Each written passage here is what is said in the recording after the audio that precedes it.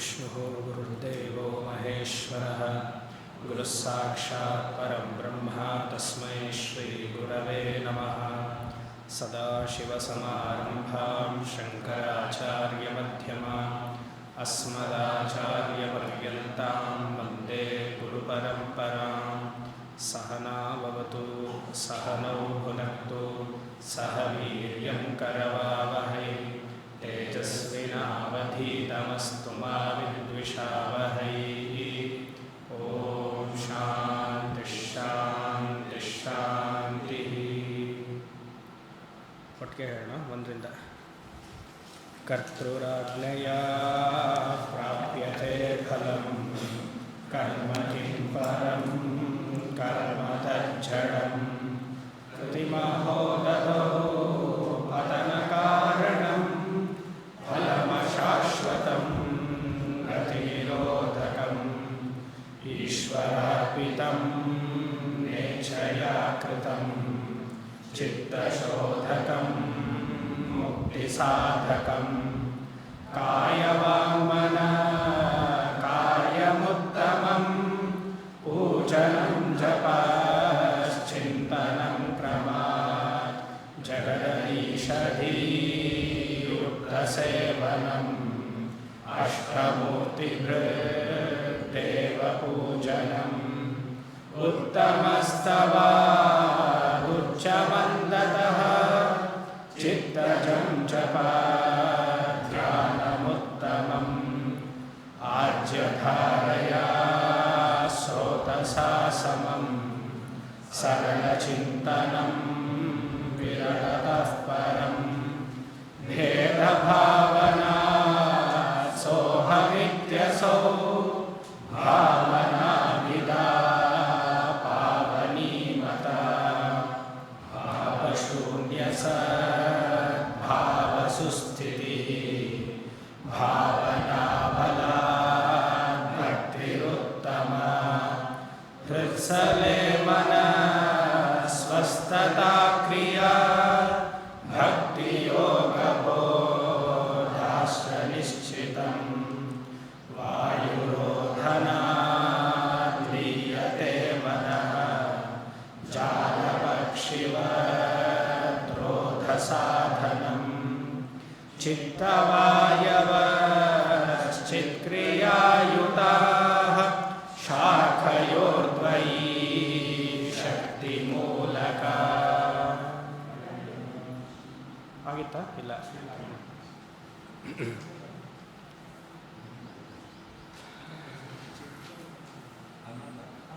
ಹಾಂ, ರೈಟ್, ಸರಿ. ರಮಣರು ಭಗವಂತನ ಅಸ್ತಿತ್ವವನ್ನು ಹೇಳಿ ಕರ್ಮವನ್ನೆಲ್ಲ ಈಶ್ವರನಿಗೆ ಅರ್ಪಣೆ ಮಾಡಬೇಕು, ಅದರಿಂದ ಬರುವಂತಹ ಫಲವನ್ನು ಈಶ್ವರ ಪ್ರಸಾದ ಅಂತ ತಗೊಳ್ಬೇಕು. ಕರ್ಮ ಮಾಡುವಂತಹದ್ದು ಹಲವಾರು ರೀತಿ, ಕಾಯಿಕ ವಾಚಿಕ ಮಾನಸಿಕ. ಅಲ್ಲಿಂದ ಪೂಜೆ, ಏಕರೂಪ ಈಶ್ವರ, ಅನೇಕ ರೂಪ ಈಶ್ವರ ಹಾಗೂ ವಿಶ್ವರೂಪ ಈಶ್ವರ. ಅದರಿಂದ ಧ್ಯಾನ, ಭೇದ ಉಪಾಸನ, ಅಭೇದ ಉಪಾಸನ. ಭೇದ ಉಪಾಸನ ಅಂದರೆ ನನಗಿಂತ ಭಿನ್ನವಾಗಿ ಭಗವಂತ ಹೊರಗಡೆ ಇದ್ದು ಆ ಭಗವಂತನನ್ನು ಚಿಂತನೆ ಮಾಡೋದಕ್ಕೆ ಭೇದ ಉಪಾಸನ. ಅಭೇದ ಉಪಾಸನ ಅಂದರೆ ಆ ಭಗವಂತನನ್ನು ಶರೀರ ಮನಸ್ಸಿನ ಒಳಗಡೆ ಬರಮಾಡ್ಕೊಳ್ಳೋದು, ಅಹಂಗ್ರೋಪಾಸನ. ಈ ಅಹಂಗ್ರೋಪಾಸನ ಅದ್ವೈತ ವೇದಾಂತಕ್ಕೆ ತುಂಬ ಹತ್ತಿರ ಅಂತ ಹೇಳಿದರು. ಅದಾದಮೇಲೆ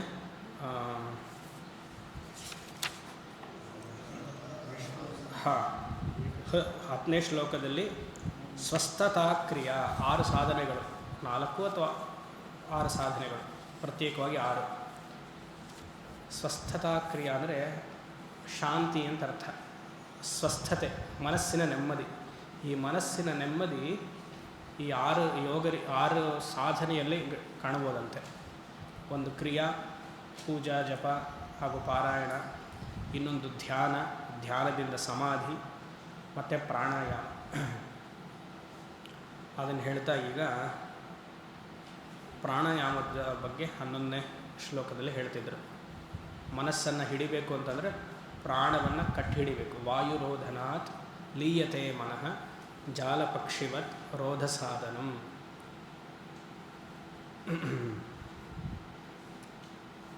ಸ್ವಲ್ಪ ಒಂದು ದಿವಸಕ್ಕೆ ಒಂದು 10 ನಿಮಿಷ ಜಪ, 10 ನಿಮಿಷ ಪೂಜೆ, 10 ನಿಮಿಷ ಜಪ, 10 ನಿಮಿಷ ಧ್ಯಾನ, 10 ನಿಮಿಷ ಪಾರಾಯಣ, 1 ಅವರಲ್ಲಿ ಹೀಗೆ ಸ್ಪ್ಲಿಟ್ ಮಾಡಿಕೊಡ್ಬೇಕು. ಜಪನೇ 1 ಗಂಟೆ ಮಾಡಿದ್ರೆ ಒಳ್ಳೆಯದು. ಪೂಜೆನೇ 1 ಗಂಟೆ ಮಾಡೋಕ್ಕಿಂತ ಎಲ್ಲನೂ ಸ್ವಲ್ಪ. ಅದು ಯಾಕೆಲ್ಲ ಸ್ವಲ್ಪ ಅಂದರೆ ಅದ್ವೈತ ವೇದಾಂತಕ್ಕೆ ಜಾಸ್ತಿ ಸಮಯವನ್ನು ಕೊಟ್ಟು ಇದೆಲ್ಲ ಸ್ವಲ್ಪ ಮಾಡಬೇಕು. ಅದು ಬಂದೇ ಪ್ರತ್ಯೇಕವಾಗಿ ಮಾಡಿಬಿಟ್ರೆ ಬೇರೆ ಯಾರಿಗೂ ಸಮಯ ಸಿಗೋದಿಲ್ಲ. ಅದಕ್ಕೆ ಶಿವಾನಂದರ ಹೆರಿಲಿ ಜೀವನ್ಮುಕ್ತ ಸ್ಥಿತಿ ಏನು ಅಂತ ಆಚಾರ್ಯರು ತುಂಬ ಚೆನ್ನಾಗಿ ಹೇಳ್ತಾರೆ. ಈಶ್ವರನಿಗೆ ಪೂಜೆ ಮಾಡೋದು ಸ್ವಲ್ಪ, ಇನ್ನೊಂದು ಸತಿ ಜಪ ಮಾಡೋದು ಸ್ವಲ್ಪ, ಈಶ್ವರನ ಧ್ಯಾನ ಮಾಡೋದು ಸ್ವಲ್ಪ, ಈಶ್ವರನ ಕಣ್ಣು ಮುಚ್ಚಿ ನೋಡೋದು ಸ್ವಲ್ಪ ಹೊತ್ತಿರಬೇಕಂತೆ, ಈಶ್ವರನ ಕಣ್ಣು ತೆಗೆದು ನೋಡೋದು ಸ್ವಲ್ಪ ಹೊತ್ತಿರಬೇಕಂತೆ. ಇದೆಲ್ಲ ಮಾಡ್ತಿದ್ದಾಗ ಏನಾಗುತ್ತೆ, 24 ಗಂಟೆ ಹೀಗೆ ಹೋಗ್ಬಿಟ್ರೆ ಜೀವನ್ಮುಕ್ತ ತಾನೇ ಅವರು ಅಂತ ಹೇಳ್ತಾರೆ. ಕಂಚಿತ್ ಕಾಲ ಉಮಾ ಮಹೇಶ ಭವತಃ ಪಾದಾರವಿಂದಾರ್ಚನೈ. ಕಂಚಿತ್ ಅಂದರೆ ಕಿಂಚಿತ್ತು ಅಂತ ಅರ್ಥ, ಸ್ವಲ್ಪ ಕಾಲ. ಕಂಚಿತ್ ಕಾಲ ಉಮಾ ಮಹೇಶ ಭವತಃ ಪಾದಾರವಿಂದಾರ್ಚನೈ ಕಂಚಿತ್ ಧ್ಯಾನ ಸಮಾಧಿಭಿಶ್ಚನುತಿಭಿಃ ಕಂಚಿತ್ ಕಥಾಕರ್ಣನೈ.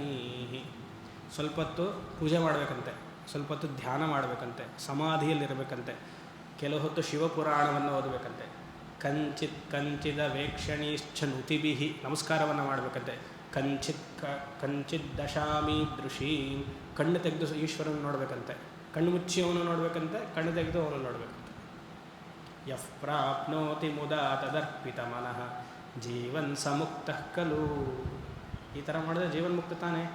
ಜೀವನ್ಮುಕ್ತತೆ ಅಂದರೆ ಸ್ವಸ್ಥತಾ ಕ್ರಿಯಾ, ಮನಸ್ಸು ಪ್ರಶಾಂತವಾಗಿರುತ್ತೆ. ಆ ರೀತಿಯಾಗಿ ಮಾಡಬೇಕು. ವಾಯುರೋಧನ ಅಂತ ಹೇಳಿದ್ವಿ. ಇಲ್ಲಿ 12ನೇ ಶ್ಲೋಕದಲ್ಲಿ ಇನ್ನು ಚೆನ್ನಾಗಿ ಹೇಳ್ತಾರೆ. ಒಂದನ್ನು ಹಿಡಿದ್ರೆ ಪ್ರಾಣಾಯಾಮದ ಮೂಲಕ ಪ್ರಾಣಾಯಾಮವನ್ನು ನಿರೋಧ ಅಂದರೆ ರೋಧ ಅಭ್ಯಾಸವನ್ನು ಮಾಡಿದ್ರೆ ತಾನಾಗೆ ಮನಸ್ಸು ಹತೋಟಿಯಲ್ಲಿರುತ್ತೆ, ತಾನಾಗೆ ಶರೀರವು ಹತೋಟಿಯಲ್ಲಿರುತ್ತೆ, ವಿಕ್ಷೇಪಗೊಳ್ಳಲ್ಲ ಅಂತ. ಈ ಚೇರ್ ಟೇಬಲ್ಗೆ 4 ಕಾಲಿದೆ. ನೀವು 1 ಕಾಲು ಹಿಡ್ಕೊಂಡು ಎಳಿತೀರಿ, ಎಲ್ಲನೂ ಬರುತ್ತಲ್ಲ ಅಲ್ವಾ? 1 ಹಿಡಿದ್ರೆ 4 ಬರುತ್ತೋ ಇದು. ಹಾಗೆ ಪ್ರಾಣಾಯಾಮದ ಮೂಲಕ ಒಂದನ್ನು ಹಿಡಿದ್ರೆ ಶರೀರವು ಪ್ರಶಾಂತವಾಗಿರುತ್ತೆ, ಮನಸ್ಸು ಪ್ರಶಾಂತವಾಗಿರುತ್ತೆ. ಅದಕ್ಕೆ ಇಲ್ಲಿ ಮರದ ಉದಾಹರಣೆಯನ್ನು ಕೊಡ್ತಿದ್ದಾರೆ. ಶಾಖಯೋರ್ದ್ವಯಿ, ಮರದಲ್ಲಿ 2 ಕೊಂಬೆಗಳು, ಒಂದು ಕೊಂಬೆ ಮನಸ್ಸಂತೆ, ಇನ್ನೊಂದು ಕೊಂಬೆ ಪ್ರಾಣ ಅಂತ.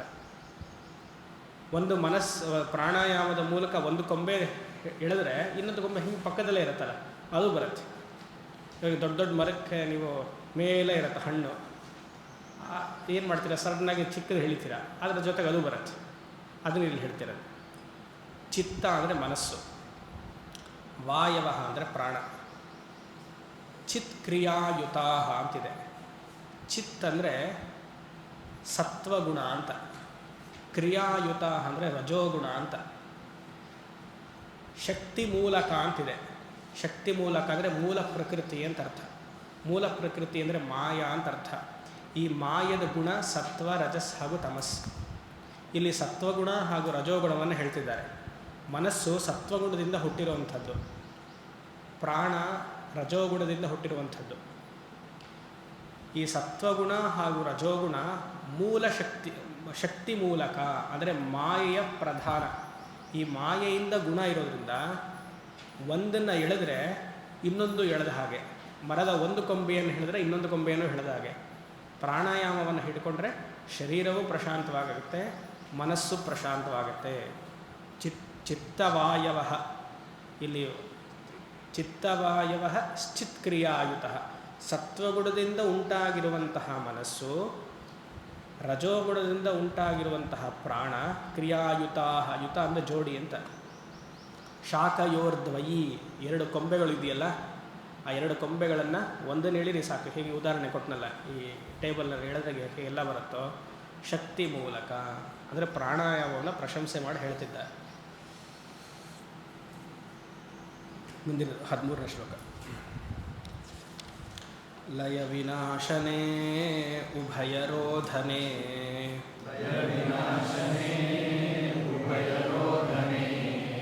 ಲಯಗತಂ ಪುನರ್ಭವತಿ ನೋ ಮೃತಂ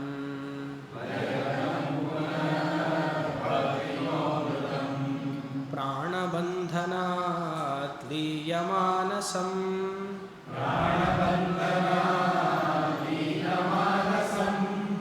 ಏಕಚಿಂತನಾತ್ ನಾಶಮೇಧ್ಯತಃ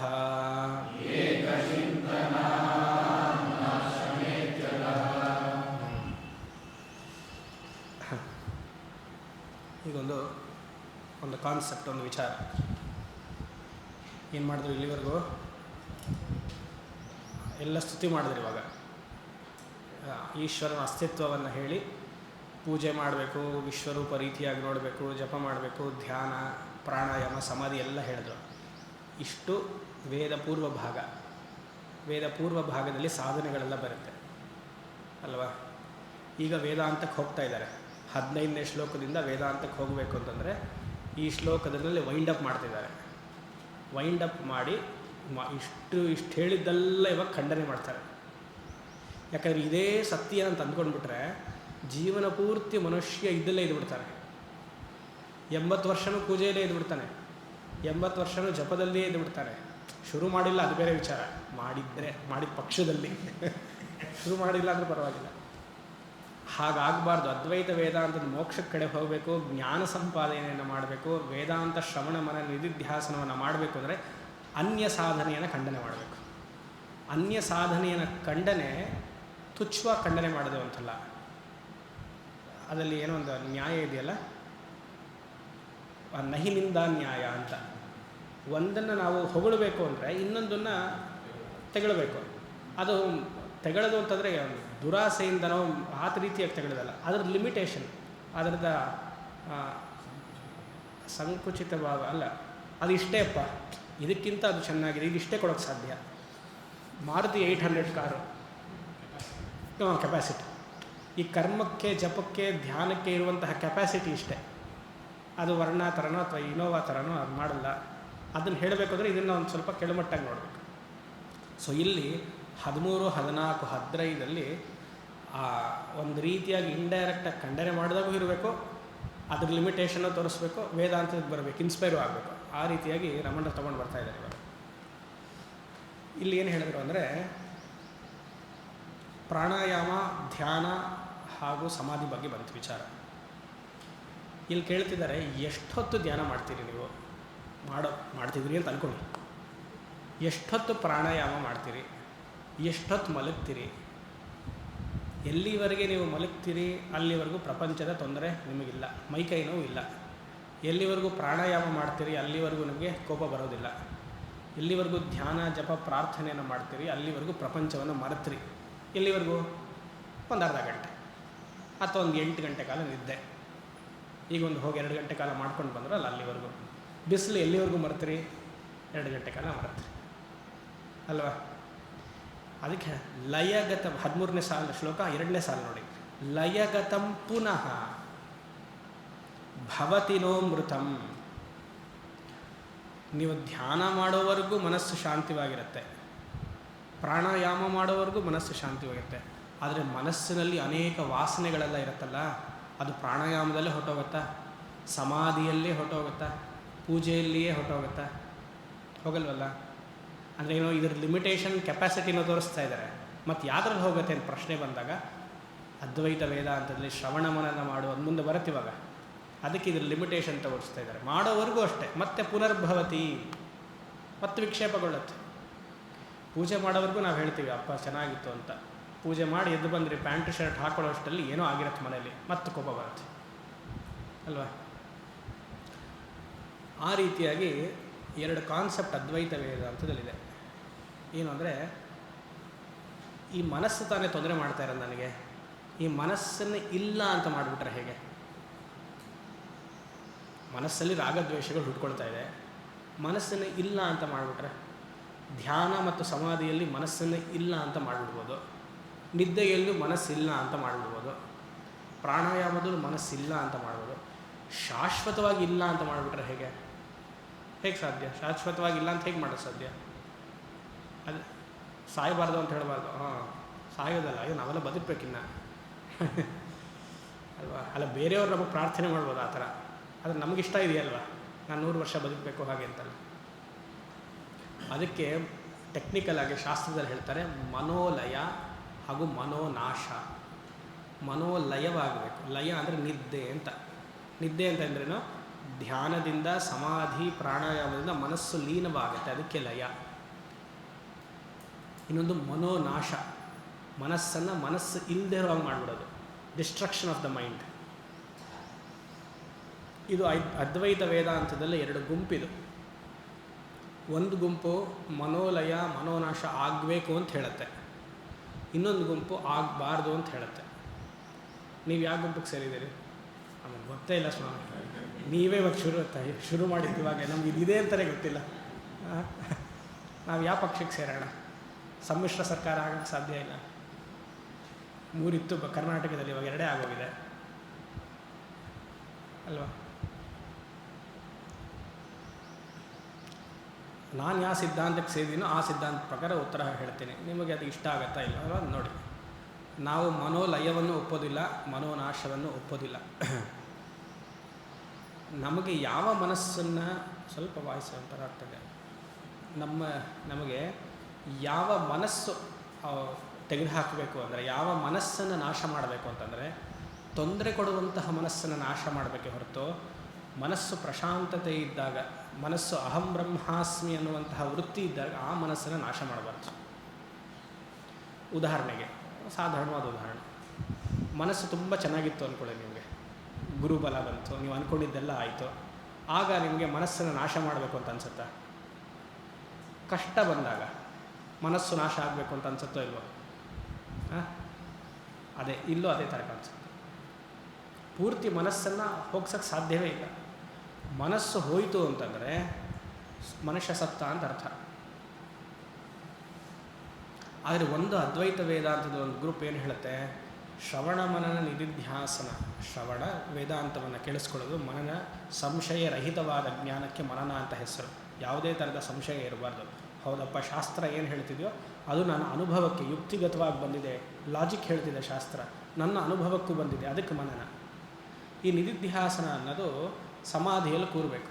ಸಮಾಧಿ ಅಂದರೆ ಎಲ್ಲವನ್ನು ಬಿಟ್ಟು ಏಕಾಗ್ರತೆಯಿಂದ ಚಿಂತನೆಯಲ್ಲಿ ಕೂರಬೇಕು. ಕೂರಿ ಸುಮಾರು ವರ್ಷಗಳಾದಮೇಲೆ ಈ ಮನಸ್ಸನ್ನು ಒಂದು ಲಯ ಮಾಡಿಬಿಡ್ತಾರೆ. ಅದನ್ನು ಎಲ್ಲಿವರೆಗೂ ಸಮಾಧಿಯಲ್ಲಿ ಇರ್ತೀರೋ ಅಲ್ಲಿವರೆಗೂ ಮನಸ್ಸಿನ ತೊಂದರೆ ಗೊತ್ತಾಗಲ್ಲ.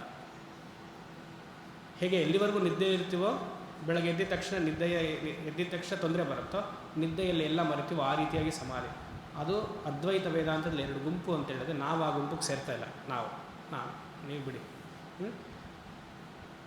ತಾತ್ಕಾಲಿಕವಾಗಿ ತೊಂದರೆ ಕೊಡುವಂತಹ ಮನಸ್ಸನ್ನು ಮಾತ್ರ ನಾವು ಡಯಾಗ್ನೈಸ್ ಮಾಡಿ ಅಡ್ರೆಸ್ ಮಾಡಬೇಕೆ ಹೊರತು ಪೂರ್ತಿ ಮನಸ್ಸನ್ನೇ ನಾಶ ಮಾಡಬೇಕು ಅನ್ನುವಂಥದ್ದಲ್ಲ. ಇಲ್ಲಿ ಆಚಾರ್ಯರು ಅಂದರೆ ರಮಣರು ಲಯ ವಿನಾಶ ಹಾಗೂ ಲಯಗತಂ, ಲಯ ವಿನಾಶ ಅಂದರೆ ಮನೋನಾಶ, ಲಯಗತಂ ಅಂದರೆ ಮನೋಲಯವನ್ನು ತೊಂದರೆ ಕೊಡುವಂತಹ ಮನಸ್ಸಿಗೆ ಹೇಳ್ತಿದ್ದಾರೆ ಹೊರತು ಮನಸ್ಸೇ ಹೋಗಬೇಕು ಅಂತ ಹೇಳ್ತಿಲ್ಲ. ಗೊತ್ತಾಗ್ತಿದೆಯಾ? ಲಯ ವಿನಾಶನೆ, ಲಯ ವಿನಾಶನೆ ಅಂದರೆ ಮನಸ್ಸು ನಾಶ, ಮನೋನಾಶ. ಉಭಯರೋಧನೆ, ಉಭಯರೋಧನೆ ಅಂದರೆ ಪ್ರಾಣಾಯಾಮ ಹಾಗೂ ಸಮಾಧಿಯಿಂದ, ಭಕ್ತಿಯೋಗವೋ ದಾಶ್ಚನಿಶ್ಚಿತಂ ಅಂತ ಹಿಂದಿನ ಶ್ಲೋಕಗಳೆಲ್ಲ ಬಂತಲ್ಲ, ಮನಸ್ಸಿನ ಪ್ರಾಣಾಯಾಮದ ಮೂಲಕ ಹಾಗೂ ಸಮಾಧಿಯ ಮೂಲಕ ಮನೋಲಯವನ್ನು, ಮನೋನಾಶವನ್ನು ಮಾಡ್ಬೋದು. ಎಲ್ಲಿವರೆಗೂ? ಲಯಗತಂ ಪುನಃ ಭವತಿ ನೋಮೃತಂ, ಎಲ್ಲಿವರೆಗೂ ಆಗತ್ತೋ ತಾತ್ಕಾಲಿಕವಾಗಿ. ಮತ್ತೆ ಎದ್ದಿದ ತಕ್ಷಣ ರಾವಣ ಎದ್ದಿತಾನೆ. ರಾವಣ ಯಾರು? ನಮ್ಮ ಮನಸ್ಸೇ ರಾವಣ. ರಾವಣನ ದಶಶಿರವದೇಂ ನರನು ಶತಶಿರನು ಅಂದರು DVG. ರಾವಣನಿಗೆ 10 ತಲೆ ಅಂತೆ, ನಮಗೆ 100 ತಲೆ. 1000 ಹಾಸ್ಯಗಳನ್ನು ಒಂದೊಳಗಿಸಿಹನು. DVG ಹೇಳ್ತಾರೆ, ಎಲ್ಲ ಪ್ರಾಣಿಗಳ ಮನಸ್ಸು ಮನುಷ್ಯನ ಮನಸ್ಸಿನಲ್ಲಿದೆಯಂತೆ, ಎಲ್ಲ ಹಕ್ಕಿಗಳ ಶಬ್ದಗಳು ಮನುಷ್ಯನ ಮನಸ್ಸಿನಲ್ಲಿದೆಯಂತೆ. ಕಿಲಕಿಲನೆ ಗೊರಗೊರನೆ ಕಿರುಚಿ ಕೂಗುತ್ತಿಹವು ಅಂತ ಹೇಳ್ತಾರೆ. ಅದೇನು ಶ್ಲೋಕ ಬರುತ್ತಲ್ಲ, ಕಗ್ಗ.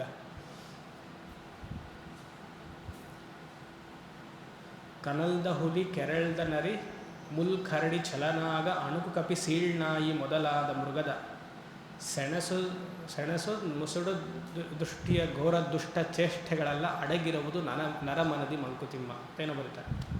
ಎಲ್ಲ ಪ್ರಾಣಿಗಳ ಮನಸ್ಸು ಮನುಷ್ಯನ ಮನಸ್ಸಿನಲ್ಲಿದೆಯಂತೆ. ಎಲ್ಲ ಹಕ್ಕಿಗಳ ಶಬ್ದಗಳು ಅಂದರೆ ಕಿಲಕಿಲನೆ ಗೊರಗೊರನೆ ಕಿರುಚಿ ಕೂಗುತ್ತಿಹವು ಅಂತ ಬರೀತಾರೆ. ಆ ರೀತಿಯಾಗಿ ಆ ತಾತ್ಕಾಲಿಕವಾದ ಮನಸ್ಸನ್ನು ಮಾತ್ರ ಅಂದರೆ ತೊಂದರೆ ಕೊಡುವಂತಹ ಮನಸ್ಸನ್ನು ಮಾತ್ರ ಶಮನ ಮಾಡಬೇಕೆ ಹೊರತು ತುಂಬ ಸಾತ್ವಿಕವಾಗಿರುವಂತಹ ಮನಸ್ಸನ್ನು ಯಾಕೆ ಹಾಳು ಮಾಡಬೇಕು? ಅಹಂ ಬ್ರಹ್ಮಾಸ್ಮಿ ಎನ್ನುವಂತಹ ಮಹಾವಾಕ್ಯ ಮನಸ್ಸಿನಲ್ಲಿ ಆ ವೃತ್ತಿ ಇದ್ರೇ ಮೋಕ್ಷ. ಆ ವೃತ್ತಿಯನ್ನು ಬೆಳೆಸ್ಕೊಳ್ಳಿಲ್ಲ ಅಂದರೆ ಅದ್ವೈತದಲ್ಲಿ ಮೋಕ್ಷ ಹೇಳೋಕ್ಕೆ ಸಾಧ್ಯ ಇಲ್ಲ. ಆ ರೀತಿಯಾಗಿ ಈ ಎಲ್ಲ ಸಾಧನೆ ಏನೋ ತಾತ್ಕಾಲಿಕ. ಹಾಗಂತ ಎಲ್ಲ ಬಿಟ್ಬಿಡೋಣ ಇದೆಲ್ಲ ಬೇಡ ಅಂತ ಹೇಳಿ ಆಯಿತು ಬಿಟ್ಬಿಡೋಣ ಅಂದರೆ ಬಿಡೋಕ್ಕೆ ಸಾಧ್ಯ ಇಲ್ಲ. ಇವಾಗ ದಾರಿಯಲ್ಲಿ ಹೋಗ್ತಿರ್ತೀವಿ, ಒಂದು ಅಪಘಾತ ಆಗುತ್ತೆ, ಕಾರಲ್ಲಿ ಒಂದು ಫಸ್ಟ್ ಏಡ್ ಇರುತ್ತೆ, ಫಸ್ಟ್ ಏಡ್ ಕಿಟ್ಟಲ್ಲಿ ನೀವು ಅವ್ರಿಗೆ ಸಹಾಯ ಮಾಡಿ ಆಮೇಲೆ ಹಾಸ್ಪಿಟ್ಲಿಗೆ ಕರ್ಕೊಂಡು ಹೋಗಬೇಕು. ಈಗ ಫಸ್ಟ್ ಏಡ್ ಕಿಟ್ ಅವಶ್ಯಕತೆ ಇಲ್ಲ ಅಂತ ನೇರಾಗಿ ನೀವು ಹಾಸ್ಪಿಟ್ಲಿಗೆ ಕರ್ಕೊಂಡು ಅಷ್ಟೊಂದು ಪ್ರಾಣ ಹೊರಟೋಗಿರುತ್ತೆ. ಅಂದರೆ ಈ ಸಾಧನೆ ಎಲ್ಲ ಫಸ್ಟ್ ಏಡ್ ಕಿಟ್ ಇದ್ದಾಗ ಆ ತಾತ್ಕಾಲಿಕ ಮಾತ್ರ ಅದನ್ನು ಉಪಯೋಗಿಸಿ ಆಮೇಲೆ ಅದ್ವೈತ ವೇದಾಂತಕ್ಕೆ ಬರಬೇಕು. ಎರಡೂ ಮುಖ್ಯ. ಇದು ನೇರವಾಗಿ ಮೋಕ್ಷಕ್ಕೆ ಕಾರಣ ಅಲ್ಲ, ಇದು ಪರಂಪರಾ ಸಾಧನ. ನೇರ ಮೋಕ್ಷಕ್ಕೆ ಕಾರಣ ಶ್ರವಣ ಮನನ ನಿಧಿಧ್ಯಾಸನ. ಅದು 16ನೇ ಶ್ಲೋಕದಿಂದ ಶುರುವಾಗುತ್ತೆ. ಆ ರೀತಿಯಾಗಿ ಈ ಸಾಧನೆಗಳ ಲಿಮಿಟೇಷನ್ಸ್ ಪರಿಮಿತಿಯನ್ನು ರಮಣರು 13ನೇ ಶ್ಲೋಕದಲ್ಲಿ ತೋರಿಸಿದರು. ಮತ್ತು 14ನೇದಲ್ಲಿ ಪ್ರಾಣಬಂಧನಾತ್ ಲೀಯಮಾನಸಂ ಮತ್ತೆ ಹೇಳ್ತಿದ್ದಾರೆ. ಪ್ರಾಣಾಯಾಮವನ್ನು ಅದ್ವೈತ ವೇದಾಂತ ಶ್ರವಣಕ್ಕೆ ಉಪಯೋಗಿಸಿ. ಪ್ರಾಣಬಂಧನಾತ್, ಇಲ್ಲಿ ಬಂಧನ ಅಂದರೆ ಪ್ರಾಣ ವೀಕ್ಷಣ ಅಂತ ಅರ್ಥ. ವೀಕ್ಷಣ ಅಂದರೆ ಪಾಠವೋ ಪ್ರವಚನಕ್ಕಿಂತ ಮುಂಚೆಯೋ ಅಥವಾ ನಿಮ್ಮ ಅಧ್ಯಯನಕ್ಕಿಂತ ಮುಂಚೆಯೋ ಒಂದು 5-10 ನಿಮಿಷ ಕಾಲ ನಿಮ್ಮ ಉಸಿರಾಟವನ್ನು ನೋಡೋದು, ಅದಕ್ಕೆ ಪ್ರಾಣಬಂಧನಾತ್ ವೀಕ್ಷಣ ಅಂತ. ಮನಸ್ಸು ಎಲ್ಲೆಲ್ಲೋ ಹೋಗಿರುತ್ತೆ, ವಿಕ್ಷೇಪಗೊಂಡಿರುತ್ತೆ. ಒಂದು 10 ನಿಮಿಷ ಏಕಾಗ್ರತೆಯಿಂದ ಪ್ರಾಣವನ್ನು ವೀಕ್ಷಣೆ ಮಾಡ್ತಿದ್ದಾಗ ಮನಸ್ಸು ಅಲ್ಲೇ ಇರುತ್ತೆ. ಆಗ ಪುಸ್ತಕವನ್ನು ತೆಗೆದು ಅಧ್ಯಯನ ಮಾಡಿದಾಗ ಅರ್ಥವಾಗುತ್ತೆ. ಊಟ ಮಾಡ್ಕೊಂಡಿದ್ದು ಬಂದಿದ್ದ ತಕ್ಷಣ ಪುಸ್ತಕ ತೆಗೆದರೆ ಅರ್ಥವಾಗಲ್ಲ. ಆಫೀಸ್ಗೆ ಹೋಗಿದ್ದು ಬಂದಿದ್ದ ತಕ್ಷಣ ಪುಸ್ತಕ ತೆಗೆದ್ರೆ ಅರ್ಥವಾಗಲ್ಲ. ಏನೋ ಕೆಲಸ ಮಾಡಿದ ತಕ್ಷಣ ಪುಸ್ತಕ ತೆಗೆದ್ರೆ ಅರ್ಥವಾಗಲ್ಲ. ಅಥವಾ ಜಪ ಮಾಡಿದ್ರೆ ಅರ್ಥವಾಗಲ್ಲ. ಅದಕ್ಕೆ ಜಪದಲ್ಲೂ ಏನು ಹೇಳಿದ್ದಾರೆ, ಆಚರಣೆ ಮಾಡಿದ ತಕ್ಷಣ ಪ್ರಾಣಾಯಾಮ, ಪೂಜೆಗೂ ಇರೋ ಮುಂಚೆ ಪ್ರಾಣಾಯಾಮ. ನೀವು ಎಲ್ಲಿದ್ದೀರಿ ಅಂತ ಗೊತ್ತಾಗಬೇಕು ಅಂದರೆ ಪ್ರಾಣಾಯಾಮ ಮಾಡಬೇಕು. ಇಲ್ಲಾಂದರೆ ಮನಸ್ಸು ಎಲ್ಲೆಲ್ಲೋ ಇರುತ್ತೆ. ಆಮೇಲೆ ಅದು ಎಲ್ಲೆಲ್ಲೋ ಹೋಗೋದು ಬೇರೆ ವಿಚಾರ, ಪರವಾಗಿಲ್ಲ. ಅಟ್ಲೀಸ್ಟ್ ಆಹ್ವಾನ ಮಾಡೋವರೆಗೂ ಆದರೂ ಮನಸ್ಸು ನಿಮ್ಮ ಜೊತೆ ಇರಬೇಕಲ್ಲ. ಪ್ರಾಣಬಂಧನಾತ್ ಲೀಯಮಾನಸಂ. ಲೀಯಮಾನಸಂ ಅಂದರೆ ತಾತ್ಕಾಲಿಕವಾಗಿ ಮನಸ್ಸು ಪ್ರಶಾಂತತೆಗೊಳ್ಳುತ್ತೆ. ಏಕಚಿಂತನಾತ್ ನಾಶಮೇಧ್ಯದ. ಇವಾಗ ಆತ್ಮಚಿಂತನೆಗೆ ಬಂದರು. ಏಕಚಿಂತನ ಅಂದರೆ ಆತ್ಮಚಿಂತನೆ, ಆತ್ಮವಿಚಾರ ಅಂತ ಅರ್ಥ. ಇಲ್ಲಿ ಏಕ ಅನ್ನೋದಕ್ಕೆ ಅರ್ಥ ಆತ್ಮ ಅಂತ. ಏಕಚಿಂತನಾತ್ ಆತ್ಮಚಿಂತನಾತ್ ಆತ್ಮವಿಚಾರಾತ್ ಅದಹ ನಾಶಂ ಇತಿ. ಅದಹ ಅಂದ್ರೇನು? ಹಿಂದಿನ ಸಾಧನೆಗಳಲ್ಲಿ ಮಾಡ್ತಿರುವಂತಹ ಎಲ್ಲ ದ್ವೈತ ಸಾಧನೆಗಳು, ನಾನು ಬೇರೆ, ಪ್ರಪಂಚ ಬೇರೆ, ಜಗತ್ತು ಬೇರೆ, ಈ ದ್ವೈತ ಸಾಧನೆಗಳೆಲ್ಲ ಇತ್ತಲ್ಲ, ಅದೆಲ್ಲ ಏಕಚಿಂತನೆಯಿಂದ ಎಲ್ಲ ನಾಶವಾಗಿಬಿಡುತ್ತೆ. ಪ್ರಾಣಾಯಾಮದ ಮೂಲಕ ವೇದಾಂತ ಶ್ರವಣ ಮನನವನ್ನು ಮಾಡ್ತಿದ್ದಾಗ ದ್ವೈತದ ಸಿದ್ಧಾಂತ ಅಥವಾ ದ್ವೈತದ ಚಿಂತನೆ ಎಲ್ಲ ನಾಶಮೇತ್ ಅದಹ. ಅದಹ ಅಂದರೆ ದ್ವೈತ, ಅದೆಲ್ಲ ಶಮನ ಆಗಿಕೊಳ್ಳುತ್ತೆ, ನಾಶ ಆಗುತ್ತೆ ಅಂತ. 15 ನಷ್ಟಮಾನಸೋತ್ಕೃಷ್ಟಯೋಗಿನಃ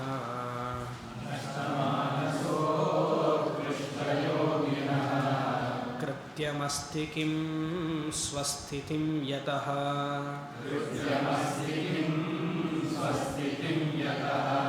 ದೃಶ್ಯವಾರಿತಂ ಚಿತ್ತಮಾತ್ಮನಃ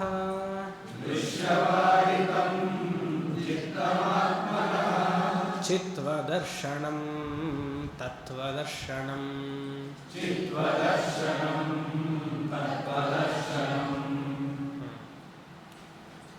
15ನೇ ಶ್ಲೋಕದಲ್ಲಿ ಈ ಪ್ರಾಣಾಯಾಮ ಹಾಗೂ ಪ್ರಾಣಾಯಾಮಕ್ಕಿಂತ ಏಕಚಿಂತನಾತ್, ಏಕಚಿಂತನ ಹೇಗೆ ಮಾಡೋದು ರಮಣರಲ್ಲಿ ಹೇಳಿಲ್ಲ. ಇಲ್ಲಿ ಏನಾಗುತ್ತೆ, ರಮಣರು ಹೇಳದೇ ಇರೋದ್ರಿಂದ ರಮಣರನ್ನೆಲ್ಲ ಯಾರು ಫಾಲೋ ಮಾಡ್ತಾರೋ ಅವರು ಶಾಸ್ತ್ರದ ಬಗ್ಗೆ ಮರ್ಯಾದೆ ಕೊಡಲ್ಲ. ದ ಡಿವೋಟೀಸ್ ಆಫ್ ರಮಣ, ಎಲ್ಲರೂ ಅಂತಲ್ಲ, ನಾವು ಡಿವೋಟೀಸ್ ಆಫ್ ರಮಣನೇ. ಅಂದರೆ ಒಂದು ಕಲ್ಟ್ ಫಾರ್ಮ್ ಆಗಿದೆ ಇವಾಗ. ಈಗಂದರೆ ಸುಮಾರು ಅವ್ರು ಇದ್ದಾಗಲೂ ರಮಣರು ಏನು ಹೇಳ್ತಿದ್ರು, ಹೂ ಆ್ಯಮ್ ಐ, ನೀನು ಯಾರು ಅಂತ ಪ್ರಶ್ನೆ ಮಾಡ್ಕೊತಿದ್ರು. ಆ ಪ್ರಶ್ನೆ ಮಾಡ್ಕೊಳ್ಳೋದೇ ವಿಚಾರ ಹಾಗೆ ಅಂತ. ಈ ಪ್ರಶ್ನೆ ಮಾಡ್ಕೊಳ್ಳೋ ವಿಚಾರ ಸಹಾಯದ ಜೊತೆ ಮಾಡಬೇಕೆ ಹೊರತು ನೀವಾಗೆ ನಾನು ಯಾರು ಅಂತ ಕೇಳ್ಕೊಂಡ್ರೆ ನಿಮ್ಗೆ ಉತ್ತರ ಸಿಗೋದಿಲ್ಲ. ಕೇಳ್ಕೊಂಡಿದ್ದೀರಾ? ಕೇಳ್ಕೊಂಡಿದ್ದೀನಿ ಸ್ವಾಮಿ, ಅದು ಹಾಗೇ ಇದೆ. ನೀವು ಕೂತ್ಕೊಂಡು ರೂಮಲ್ಲಿ ನಾನು ಯಾರು ಅಂದರೆ ತಲೆ ಕೆಟ್ಟೋಗುತ್ತೆ ನಿಮಗೆ. ನೀವು ನಾನು ಯಾರು ಅಂತ ಪ್ರಶ್ನೆ ಮಾಡಿದಷ್ಟು ನೀವು ನಾನು ಯಾರು ಅನ್ನುವಂಥ ಉತ್ತರ ಸಿಗೋದೇ ಇಲ್ಲ ನಿಮಗೆ. ಬೇರೆ ಏನೇನೋ ಉತ್ತರ ಸಿಗುತ್ತೆ. ನಾನು ಇಂಥವಳು ಅಂತ ಹೆಸರು ಗೊತ್ತಾಗುತ್ತೆ, ಉತ್ತರ ಬರುತ್ತೆ ಹೊರತು ನಿಜವಾದ ನಾನು ಯಾರು ಅಂತ ಗೊತ್ತೇ ಆಗೋದಿಲ್ಲ. ಅವ್ರು ನನಗೆ ಹೀಗಂದ್ರು, ಇವ್ರು ನನಗೆ ಹಾಗೆ, ನಿಜವಾಗ್ಲೂ ನಾನು ಹಾಗ ಚಿಂತನೆ ಮಾಡೋಕ್ಕೆ ಹೋದ್ರೆ ಈ ಥರ ಎಲ್ಲ ಚಿಂತನೆಗಳು ಬರುತ್ತೆ ಅಲ್ವಾ? ನಿಜವಾಗ್ಲೂ ನಾನು ಹೀಗಿದ್ದೀನ? ಅದಲ್ಲ. ನೀವು ಚಿಂತನೆ ಮಾಡ್ತಿರೋದಲ್ಲ, ನಿಮಗೆ ಇರುವಂತಹ ದೇಹ ಮನಸ್ಸು ಬಗ್ಗೆ ಚಿಂತನೆ ಮಾಡ್ತಿದ್ದೀರಿ. ರಮಣರು ಅದನ್ನು ಹೇಳ್ತಿಲ್ಲ. ದೇಹ ಮನಸ್ಸು ಬುದ್ಧಿಯ ಹಿಂದೆ ಇರುವಂತಹ ಶುದ್ಧ ಚೈತನ್ಯದ ಬಗ್ಗೆ ಚಿಂತನೆ ಮಾಡು. ಅದಕ್ಕೆ ಹೂವಾಮೈ ಅಂತ. ಅವರು ಗುರುಶಾಸ್ತ್ರ ಉಪದೇಶವನ್ನು ಹೇಳದೆ ಚಿಂತನೆ ಮಾಡುವಂತಂದರು. ಅಂದರೆ ಅವರ ಹೂವಾಮೈ ಅನ್ನುವಂಥದ್ದಲ್ಲಿ ನೇರವಾಗಿ ಅವ್ರು ಹೇಳಲಿಲ್ಲ. ನಾವು ಅದಕ್ಕೆ ಆ್ಯಡ್ ಮಾಡಿಕೊಳ್ಬೇಕು, ಸೇರಿಸ್ಕೊಳ್ಬೇಕು. ಗುರು ಹಾಗೂ ಶಾಸ್ತ್ರದ ಚಿಂತನೆಯ ಜೊತೆಗೆ ಆತ್ಮವಿಚಾರವನ್ನು ಮಾಡು. ಹೂ ಆ್ಯಮ್ ಅಂತ ಕೇಳು, ನೀನು ಯಾರು ಅಂತ ಕೇಳು ಅಂತ. ಆದರೆ ರಮಣವನ್ನು ಹಿಂಬಾಲಿಸುವಂತಹ ಫಾಲೋವರ್ಸ್ ಏನು ಮಾಡ್ತಾರೆ, ರಮಣರು ಅದು ಹೇಳಿಲ್ಲ, ಶಾಸ್ತ್ರದ ಚಿಂತನೆಯೇ ಇಲ್ವಂತೆ, ಅವಶ್ಯಕತೆಯೇ ಇಲ್ವಂತೆ, ಸುಮ್ಮನೆ ಕಣ್ಣುಚ್ಚಿ ಧ್ಯಾನ ಮಾಡಿ ಹೂ ಆಮೈ ಅಂತ ಕೇಳಿಬಿಟ್ರೆ ಸಾಕಂತೆ. ಸಾಕಾಗಲ್ಲ, ಅದು ಎಲ್ಲೋ ತಪ್ಪು ದಾರಿ ಕರ್ಕೊಂಡು ಹೋಗುತ್ತೆ. ಅದಕ್ಕೆ ರಮಣರ ಸಿದ್ಧಾಂತವೇ ಬೇರೆ, ಶಂಕರರ ಸಿದ್ಧಾಂತವೇ ಬೇರೆ ಅಂತ ಹೇಳ್ತಾರೆ. ಯಾರು ಸರಿಯಾಗಿ ಶಾಸ್ತ್ರಾಧ್ಯಯನ ಮಾಡಿರಲ್ವೋ ಅವ್ರಿಗೆ ಈ ಥರ ಎಲ್ಲ ತೊಂದರೆ ಬರೋದು. ರಮಣರು ಏನು ಹೇಳಿದಾರೋ ಶಂಕರರು ಅದೇ ಹೇಳಿದ್ದಾರೆ, ಶಂಕರರು ಏನು ಹೇಳಿದಾರೋ ರಮಣರು ಅದೇ ಹೇಳಿದ್ದಾರೆ. ಇಬ್ಬರು ಶಾಸ್ತ್ರವನ್ನೇ ಹೇಳಿದ್ದಾರೆ. ರಮಣರು ಈ ಜನ್ಮದಲ್ಲಿ ಗ್ರಂಥವನ್ನು ಉಪಯೋಗಿಸದೇ ಇರ್ಬೋದು, ಆದರೆ ಅವ್ರು ಹೇಳಿರೋದೆಲ್ಲ ಗ್ರಂಥದಲ್ಲಿ ಏನಿದೆಯೋ ಅದೇ ಇದೆ. ಅದೇ ವ್ಯಾಲಿಡೇಷನ್. ಹೋದ ಜನ್ಮದಲ್ಲಿ ಅದನ್ನು ಉಪಯೋಗಿಸಿರ್ಬೋದು ಅವ್ರು ಹಿಂದಿನ ಜನ್ಮದಿಂದ ಇವಾಗ ಬಂದಾಗ he has a ripe and soul. ಅದು ಒಂದೇ ಜನ್ಮದಲ್ಲಿ ರಮಣರಿಗೂ ಈ ಸ್ಥಿತಿ ಬರೋಕ್ಕೆ ಸಾಧ್ಯವಿಲ್ಲ, ಅನೇಕ ಜನ್ಮಗಳು ಬೇಕಾಗಿತ್ತು. ಈ ಜನ್ಮದಲ್ಲಿ ಸತ್ಪುರುಷರಾದರು, ಅವತಾರ ಪುರುಷರಾದರು ಅಲ್ವಾ? ಅವರೇ ಹೇಳ್ಕೊಂಡಿದ್ದಾರೆ ಎಷ್ಟೋ ಜನ್ಮಗಳು ಬೇಕಾಗಿತ್ತು ಈ ಸ್ಥಿತಿ ಬರಬೇಕಾಗಿತ್ತು ಅಂತ. ಅದ್ವೈತ ವೇದಾಂತ ಅಂದರೆ ಏನು? ಸದಾ ಅಹಂ ಬ್ರಹ್ಮಾಸ್ಮಿ ಅನ್ನುವಂಥ ಅಖಂಡಾಕಾರ ವೃತ್ತಿಯಲ್ಲಿ ಇರೋದಕ್ಕೋಸ್ಕರ ನಾನು ಜನ್ಮ ತಗೊಂಡೆ. ಅದು ಹೇಗಿದೆ ಅಂತ ತಿಳಿಬೇಕು ಅಂತ ಜನ್ಮ ತಗೊಂಡೆ. ಪ್ರತ್ಯೇಕವಾದದ್ದು, ಕಣ್ಮುಚ್ಚಿ ಒಂದು ಅನುಭವ ಸ್ಥಿತಿ ಅಲ್ಲ, ಅದು ಸದಾ ಇರುವಂತಹ ಸ್ಥಿತಿ. ಯಾವ ಅನುಭವ ನಮಗೆ ಬೇಕು ಅಂತ ಹುಡುಕ್ತೀವೋ ಅನುಭವ ಬರುತ್ತೆ, ಹೊರಟೋಗುತ್ತೆ. ಎಷ್ಟು ಅನುಭವಗಳು ಬಂದು ಹೋಗಿದೆ ನಮ್ಮ ಜೀವನದಲ್ಲಿ, ಎಲ್ಲ ಇದೆಯಾ? ಹಾಗೆ ಒಂದು ದಿವಸ ಆತ್ಮಾನುಭವ ನನಗಾಗತ್ತೆ ಅಂತಲ್ಲ, ಯಾವತ್ತು ಆತ್ಮಾನುಭವ ಆಗುತ್ತೋ ಮರು ದಿವಸ ಹೊರಟೋಗುತ್ತದು. ಮರು ದಿವಸ ಅಲ್ಲ, ಆ ಕ್ಷಣವೇ ಹೊರಟೋಗುತ್ತೆ. ಯಾಕಂದರೆ ಪ್ರತಿಯೊಂದು ಅನುಭವವು ಬಂದು ಹೋಗುವಂಥದ್ದು. ನಿಮಗೆ ದೇವತಾ ಅನುಭವ ಆಗ್ಬೋದು, ದೇವತಾ ಸಾಕ್ಷಾತ್ಕಾರ ಆಗ್ಬೋದು, ಅದು ಮೋಕ್ಷಕ್ಕೆ ಹೇತು ಅಲ್ಲ. ಇಲ್ಲಿ ಆತ್ಮಾನುಭವ ಅಂದರೆ ಸದಾ ನೀವು ಆತ್ಮವಾಗಿ, ಆತ್ಮ ಅಂದ್ರೇನು? ಸತ್ವಸ್ತು, ಶುದ್ಧ ಚೈತನ್ಯವಾಗಿ ಅರಿವಿನ ಸ್ವರೂಪದಲ್ಲಿ ನಾನಿದ್ದೀನಿ ಅನ್ನೋದಕ್ಕೆ ಆತ್ಮ ಅಂತ ಹೆಸರು. ಇಲ್ಲಿ ಆತ್ಮ ಅನ್ನೋದಕ್ಕೆ ನೀವು ಚಿತ್ರದಲ್ಲಿ ತೋರಿಸುವಂತಹ ಬೆಳಕು, ದೀಪ ಅದೆಲ್ಲ ಯೋಚನೆ ಮಾಡಬಾರ್ದು. ದೇಹ ಮನಸ್ಸು ಬುದ್ಧಿಯ ಹಿಂದೆ ನಾನು ಒಂದು ವೃತ್ತಿ ಇದೆಯಲ್ಲ, ದೇಹ ಮನಸ್ಸು ಬುದ್ಧಿಯನ್ನೆಲ್ಲ ಬೆಳಗ್ತಿದೆಯಲ್ಲ, ಯಾವುದದು? ಅದು ಆತ್ಮ. ಅದು ಎಲ್ಲಿದೆ? ಎಲ್ಲರಲ್ಲೂ ಇದೆ, ನನ್ನಲ್ಲೂ ಇದೆ, ನಿಮ್ಮಲ್ಲೂ ಇದೆ.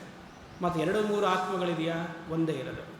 ದೇಹಗಳು 2-3 ಇರೋದ್ರಿಂದ ಆತ್ಮಗಳು 2-3 ಅಂತ ತಪ್ಪು ತಿಳುವಳಿಕೆ ಅಲ್ವಾ? ಇರೋ ಒಂದೇ ಆತ್ಮ. ಇಲ್ಲಿ ಉದಾಹರಣೆ ಗೊತ್ತಲ್ಲ, ಆಕಾಶ 1-2? ಆಕಾಶ 1-2?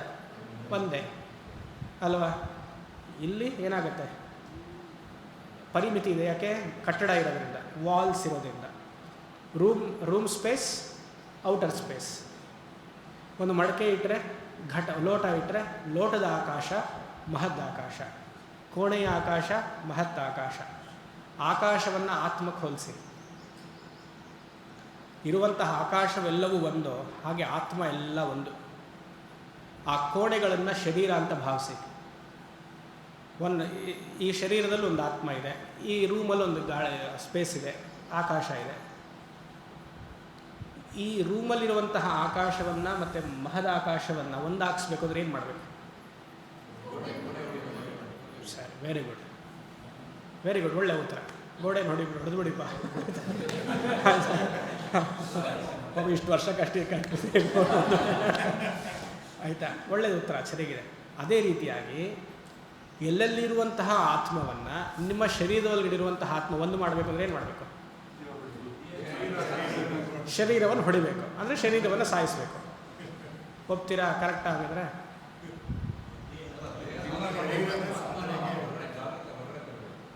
ಆತ್ಮವನ್ನು ಹೊರಗಡೆ ಯಾಕೆ ತರಬೇಕು? ಆಕಾಶವನ್ನು ಹೊರಗಡೆ ತರ್ತೀರಾ? ಆಕಾಶ ಇವಾಗ ನೋಡಿ, ಆಕಾಶ ಹೊರಗಡೆ ಇದೆಯಾ ಒಳಗಡೆ ಇದೆಯಾ? ಇಲ್ಲಿ ಮಹದಾಕಾಶ, ಕೋಣೆಯ ಆಕಾಶ ಹೊರಗಡೆ ಇದೆಯಾ ಒಳಗಡೆ? ಯಾವುದು ಒಳಗಡೆ ಇದೆ? ಆಕಾಶದಲ್ಲಿ ಕೋಣೆ ಇದೆಯಾ? ಕೋಣೆಯಲ್ಲಿ ಆಕಾಶ ಇದೆಯಾ? ಆತ್ಮದಲ್ಲಿ ಶರೀರ ಇದೆಯಾ? ಶರೀರದಲ್ಲಿ ಆತ್ಮ ಇದೆಯಾ? ಯೋಚನೆ ಮಾಡಿ ಹೇಳಿ ಸಡನ್ನಾಗಿ. ಆತ್ಮನಲ್ಲಿ ಶರೀರ ಇರೋದು, ಶರೀರದಲ್ಲಿ ಆತ್ಮ ಇಲ್ಲ. ಆತ್ಮನಲ್ಲಿ, ಆಕಾಶದಲ್ಲಿ ತೋರಿಕೆಯಂತೆ ಕೋಣೆ ಕಾಣಿಸ್ತಾ ಇದೆ, ಆಭಾಸ. It is seemingly existing. What is seemingly existing? Room is seemingly existing in all pervading space. ಒಂದೇ ಒಂದಾದಂತಹ ಆತ್ಮ ಎಲ್ಲದಲ್ಲಿಯೂ ಇದ್ದಾಗ ಆತ್ಮದಲ್ಲಿ ಶರೀರ ಕಾಣಿಸ್ಕೊಳ್ತಾ ಇದೆ.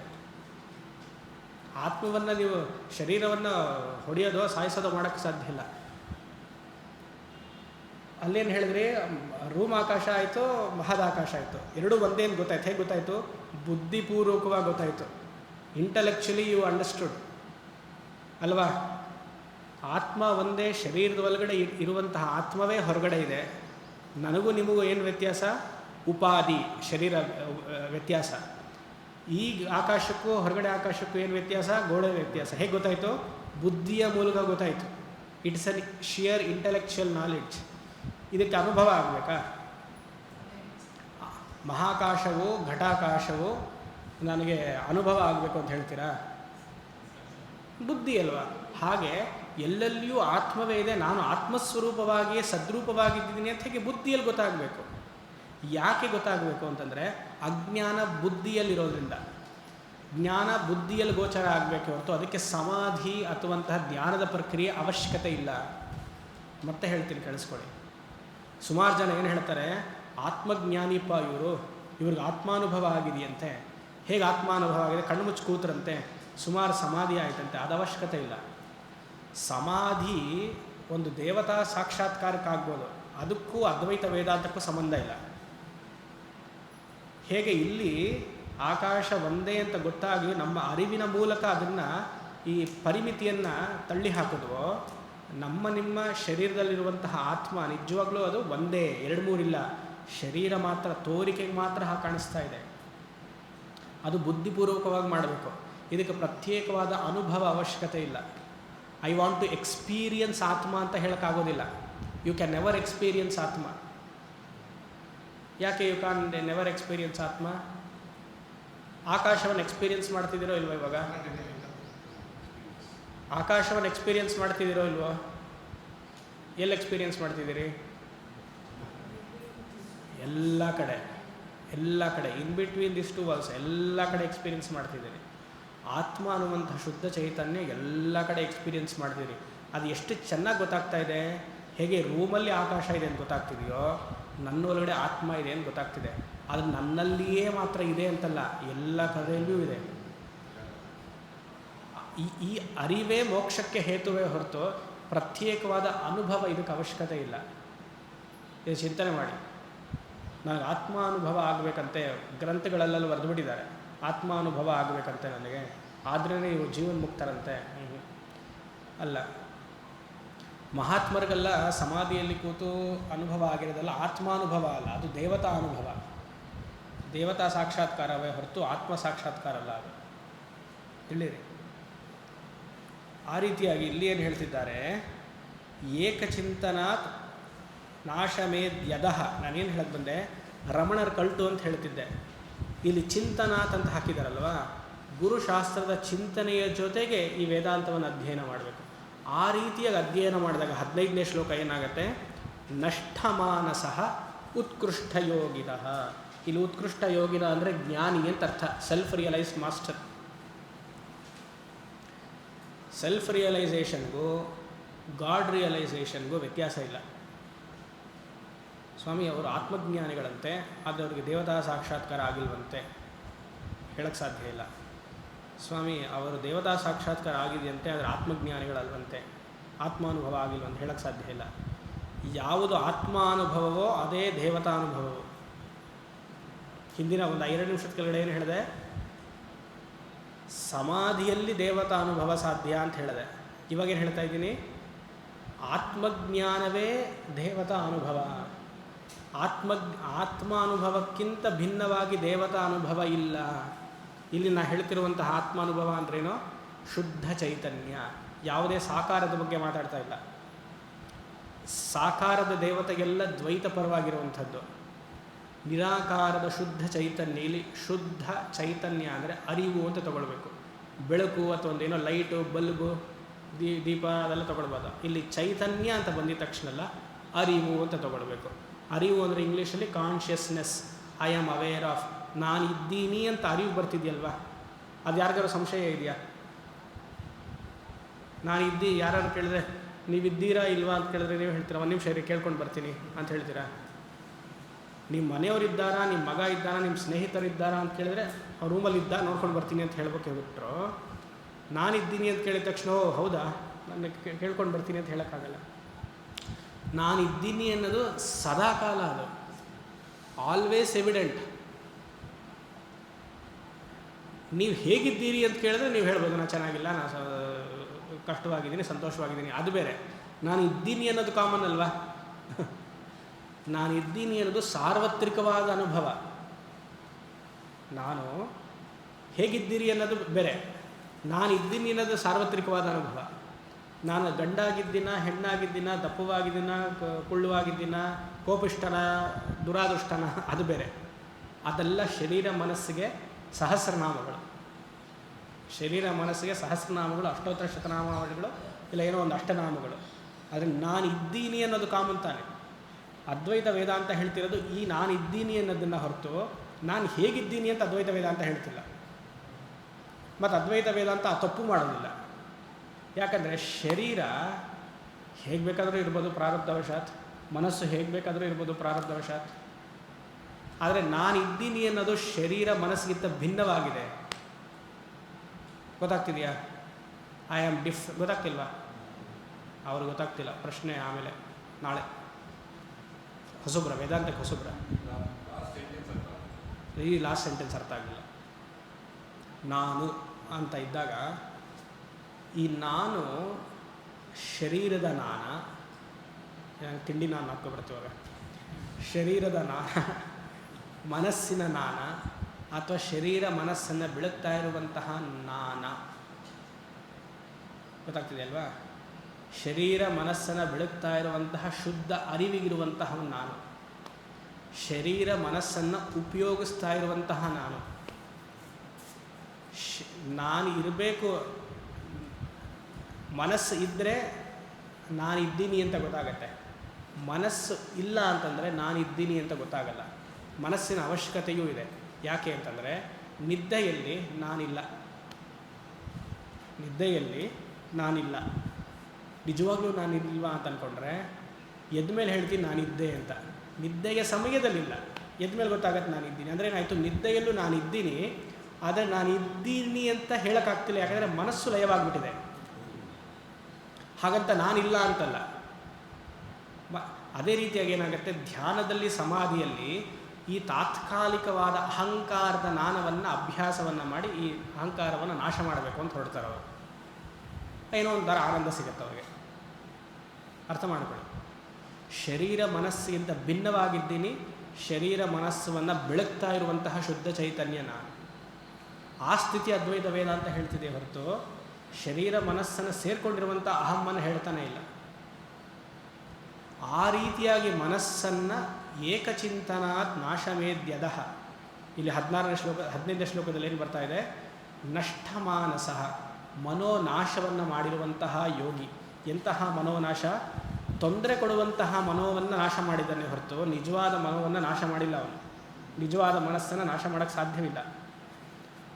ನಿಜವಾದ ಮನಸ್ಸನ್ನು ನಾಶ ಮಾಡಬಾರ್ದು. ಯಾಕಂದರೆ ಅಹಂ ಬ್ರಹ್ಮಾಸ್ಮಿ ಎನ್ನುವಂಥ ಅಖಂಡಾಕಾರ ವೃತ್ತಿ ಮನಸ್ಸಿನಲ್ಲೇ ಉದ್ಭವ ಆಗೋದ್ರಿಂದ ಅದನ್ನು ನಾಶ ಮಾಡೋಕ್ಕೆ ಸಾಧ್ಯ ಇಲ್ಲ. ನಷ್ಟಮಾನಸಃ ಉತ್ಕೃಷ್ಟ ಯೋಗಿನಃ. ಇಲ್ಲಿ ಯೋಗಿ ಅಂದರೆ ಆತ್ಮಜ್ಞಾನಿ ಅಂತ ಅರ್ಥ. ಉತ್ಕೃಷ್ಟ ಅಂತಂದರೆ ಅವನು ಜೀವನದಲ್ಲಿ ಏನು ಗಳಿಸ್ಬೇಕೋ ಗಳಿಸ್ಬಿಟ್ಟ. ಅವನಿಗೇನಿದೆ ಇನ್ಮೇಲೆ ಮಾಡುವಂಥದ್ದು? ಕೃತ್ಯಮಸ್ತಿ ಕಿಂ? ಪ್ರಶ್ನೆ ಮಾಡ್ಕೊಳ್ತಿದ್ದಾರೆ. ಕೃತ್ಯಮಸ್ತಿ ಕಿಂ? ಇನ್ನೇನಿದೆ ಕೆಲಸ ಮಾಡೋಕ್ಕೆ ಅವನಿಗೆ? He has achieved what he has to achieve. ಜೀವನದ ಗುರಿಯೆಲ್ಲ ಗಳಿಸಿ ಆಯ್ತು ಅವನು. ನಿಜವಾಗ್ಲೂ ನಾವೇನು ಗಳಿಸ್ಬೇಕು ಜೀವನದಲ್ಲಿ? ನೆಮ್ಮದಿ. ಅದು ಹೇಗೆ ಬರುತ್ತೆ ನೆಮ್ಮದಿ? ಜೀವನದಲ್ಲಿ ನೆಮ್ಮದಿ ಹೇಗೆ ಬರುತ್ತೆ? ಕರೆಕ್ಟ್, ಎಲ್ಲರೂ ಹೇಳಿ ನೋಡೋಣ. ಜೀವನದಲ್ಲಿ ನೆಮ್ಮದಿ ಹೇಗೆ ಬರುತ್ತೆ? ಎಲ್ರಿಗೂ ನೆಮ್ಮದಿ ಬೇಕಾ ಜೀವನದಲ್ಲಿ? ಅದೇ ಮನಸ್ಸು ಪ್ರಶಾಂತನೇ ನೆಮ್ಮದಿ. ನೋ ಎಕ್ಸ್ಪೆಕ್ಟೇಷನ್ಸ್ ಅಂತ ಒಬ್ಬರು ಹೇಳಿದ್ರು.